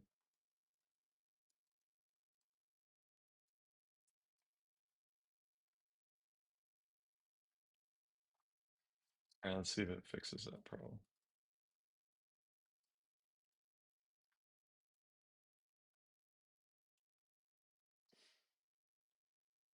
I'm gonna try it with the camera unlocked too, just to see what that kind of experience.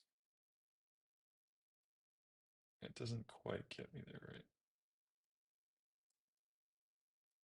All right, I think it just needs to have like a close enough setting. Like,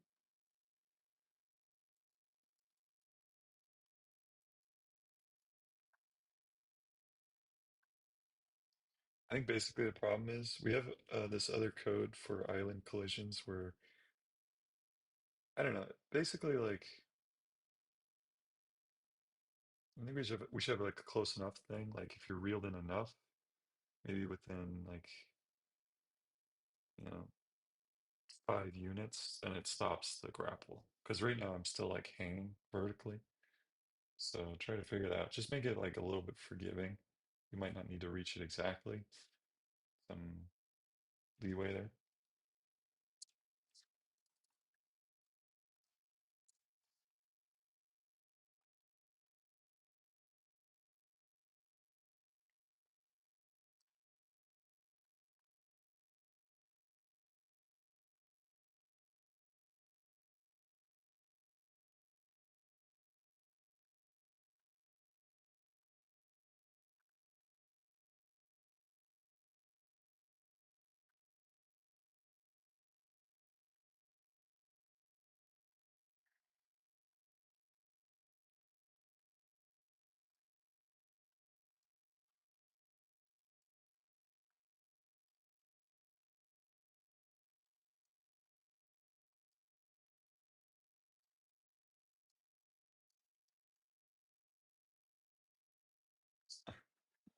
It's pretty well.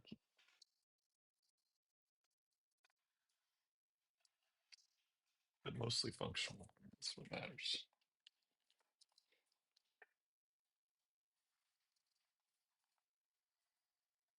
I can't really move. There we go. The monster actually knocked me into it, so it's pretty neat.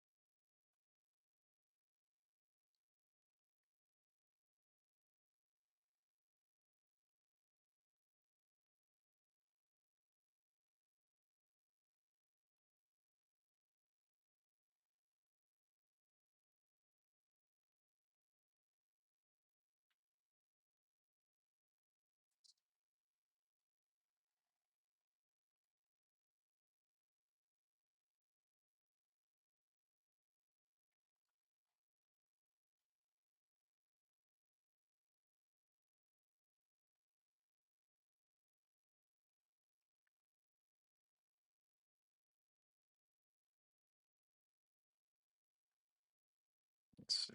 Sorry, I'm getting a little distracted. All right, let's see if I figured out this thing with the.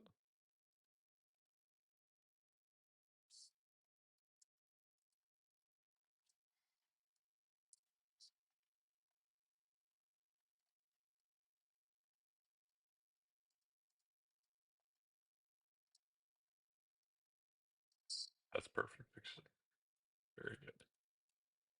Cool. So we got the. Actually, can cross that totally off the list. Not even any bugs or anything. Well, I mean, a little bit of a bug. So we added this.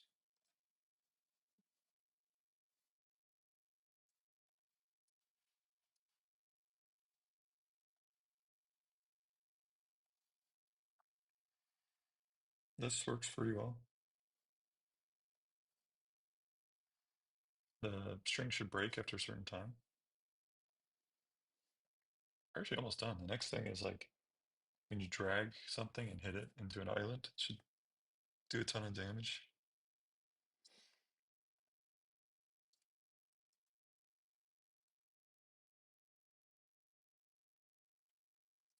So let's do that next.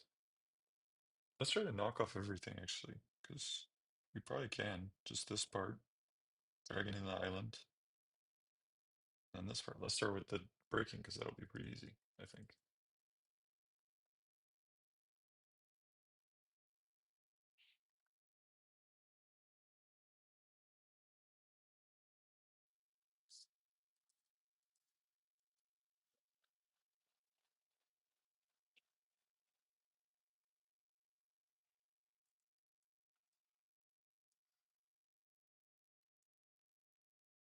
Yeah. Okay, let's create a new chat. All right, so we want to add sort of a simple modification here. If the monster has been attached or is, if the monster is currently being dragged for a certain amount of time, let's call it maybe 7 seconds, then the monster should break off the harpoon,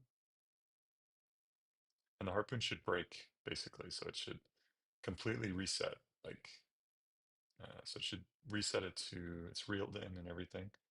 So it's kind of like some event where it broke, and maybe add, if you can, some visual effect for that. Maybe some yellow sort of particle coming off.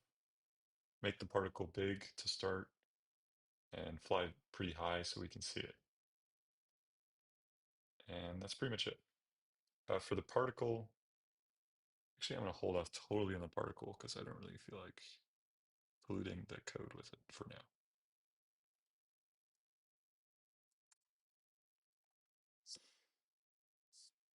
So the harpoon will no longer be reeling in or anything. It'll be back on the ship and they can use it freely. So don't change anything else related to the harpoon.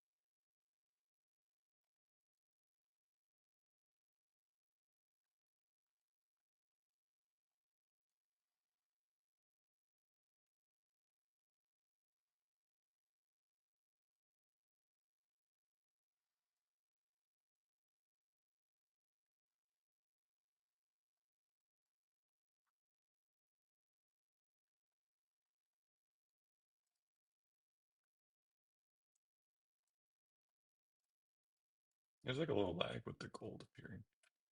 Not really a big fan of that. That's okay.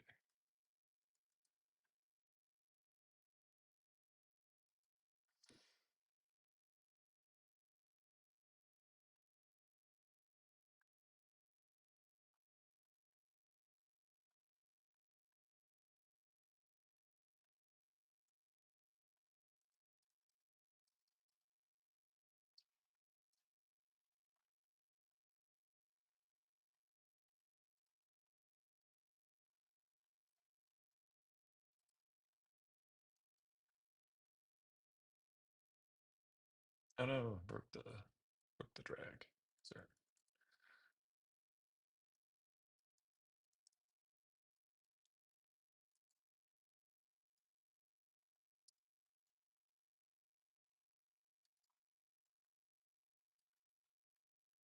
This change broke the drag, so now the monster doesn't get dragged at a certain length, so it goes way beyond. Can you figure out what did that?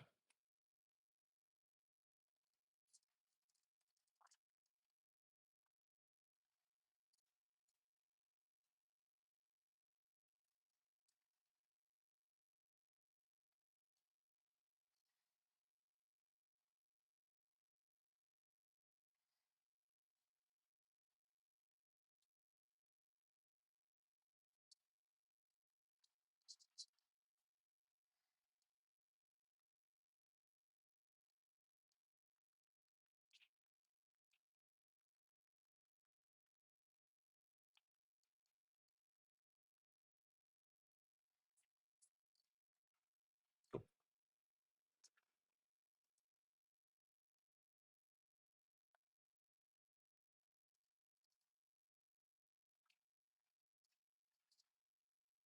where am I?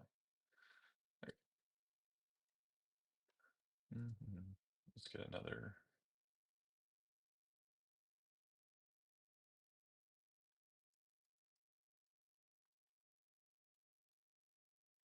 That's rude.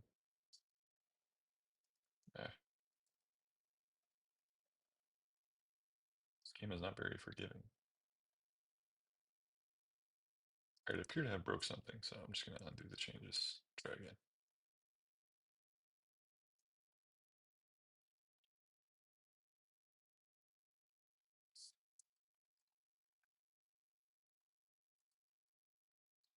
Let's try one more time. Basically, keep it really simple. If the monster has been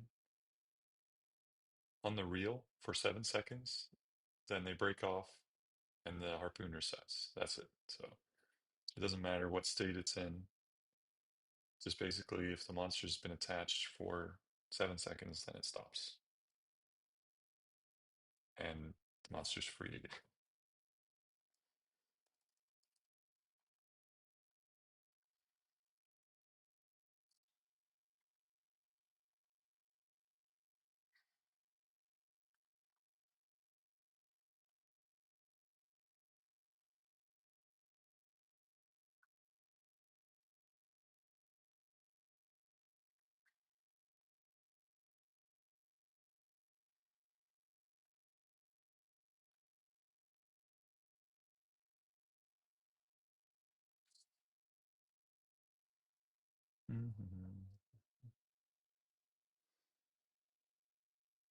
Okay, cool. This change looks really simple. That's a good sign, generally speaking.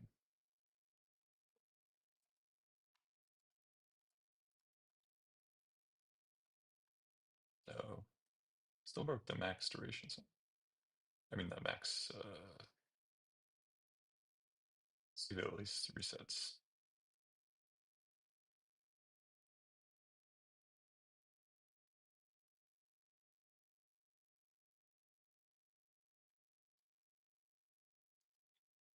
Interesting.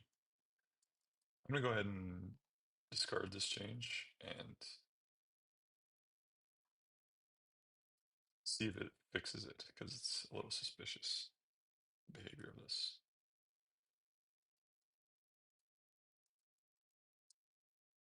Because maybe we broke it doing something else. It's possible.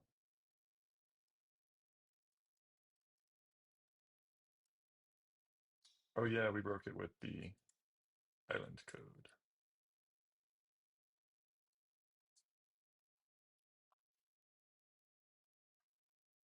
So something related to this last change. Let's ask it about that.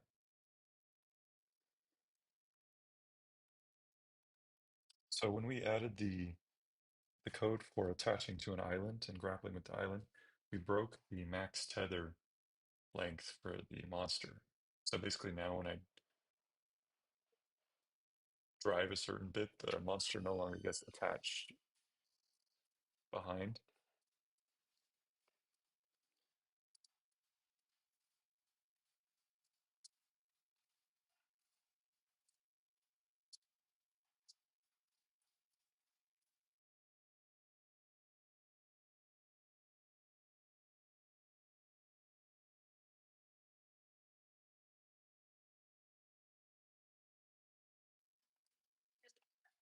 Yeah,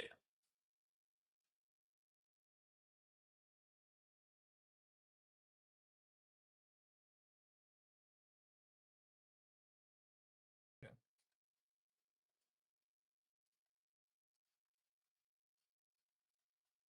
All right, let's see if it fixes that.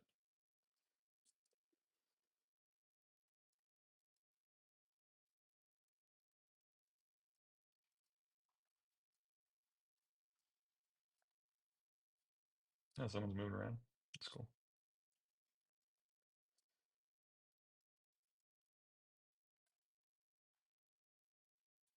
Oh shoot, I was distracted. No.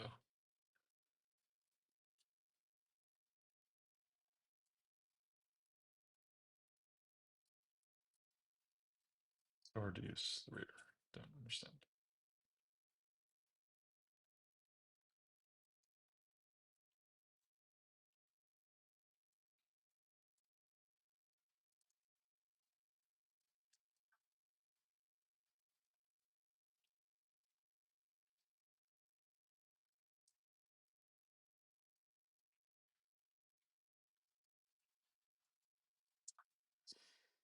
I guess I won't push this one yet because this appears to have broken it. This part. I guess I can double check if it did.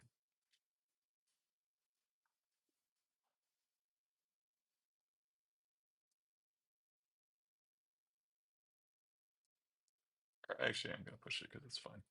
I can always undo it. Okay, so I'm gonna get reset head.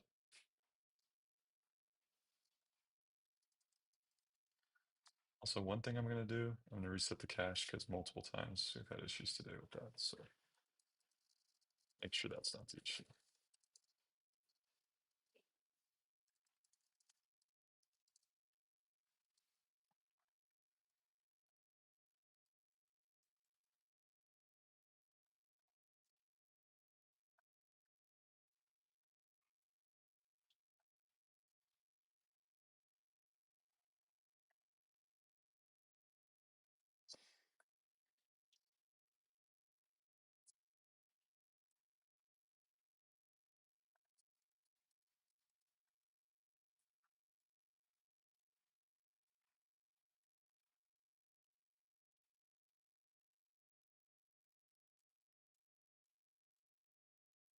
It's over here. So,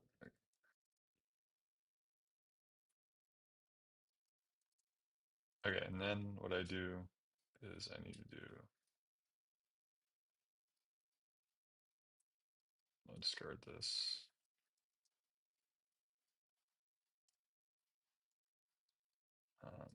Get reset head 1.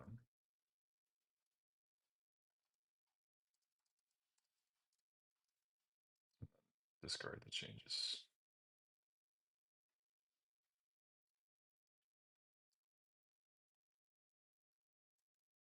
And we'll see if that fixes the problem.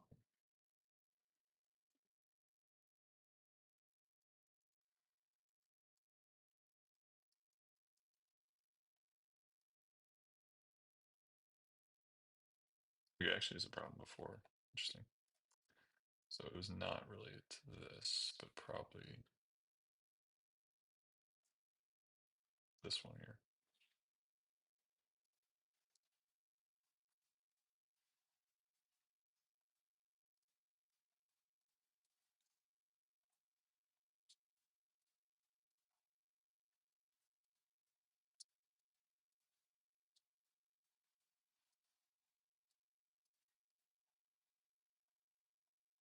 Yeah, I'm gonna go back 2 commits.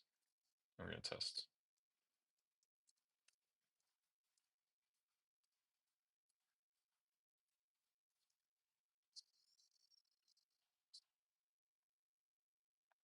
One, two, three.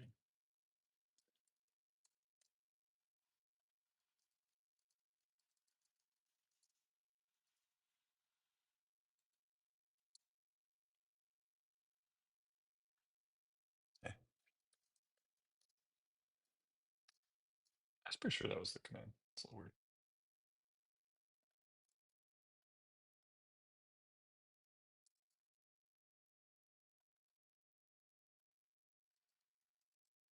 What's this error about? I thought this was the command.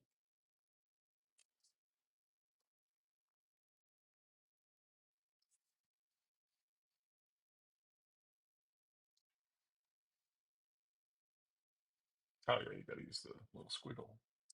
My bad.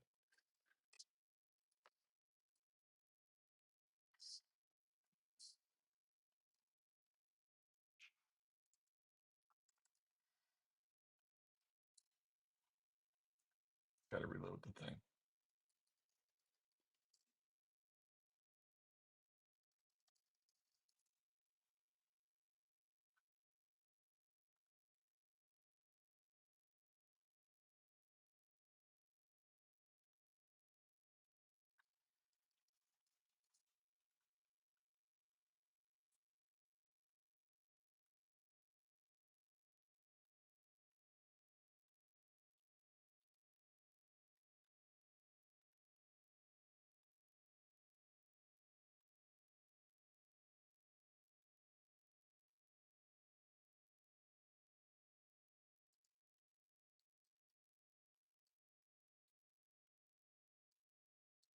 Now they die.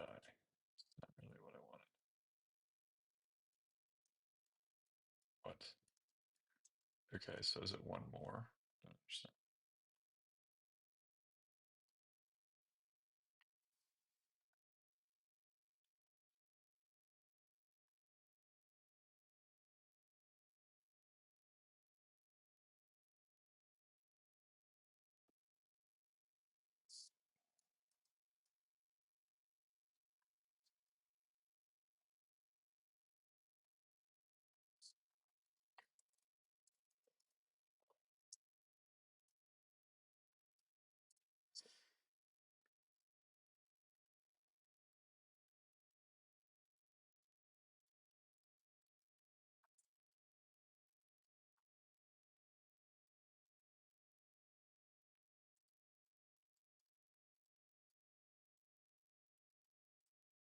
That's so weird.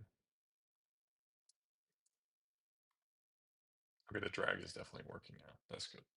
So we know the drag is working here. So something in the last 3 commits broke the drag, I think.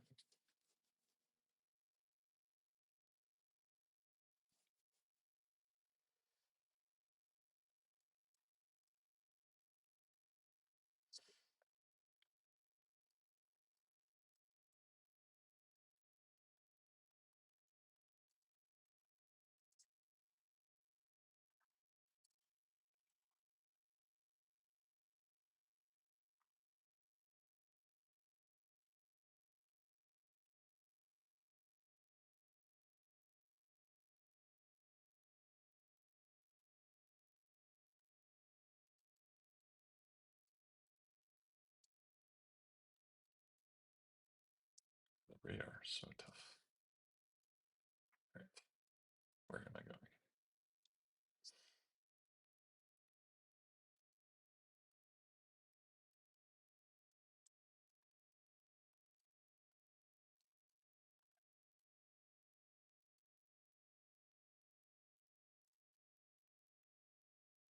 Nice. See, that definitely worked.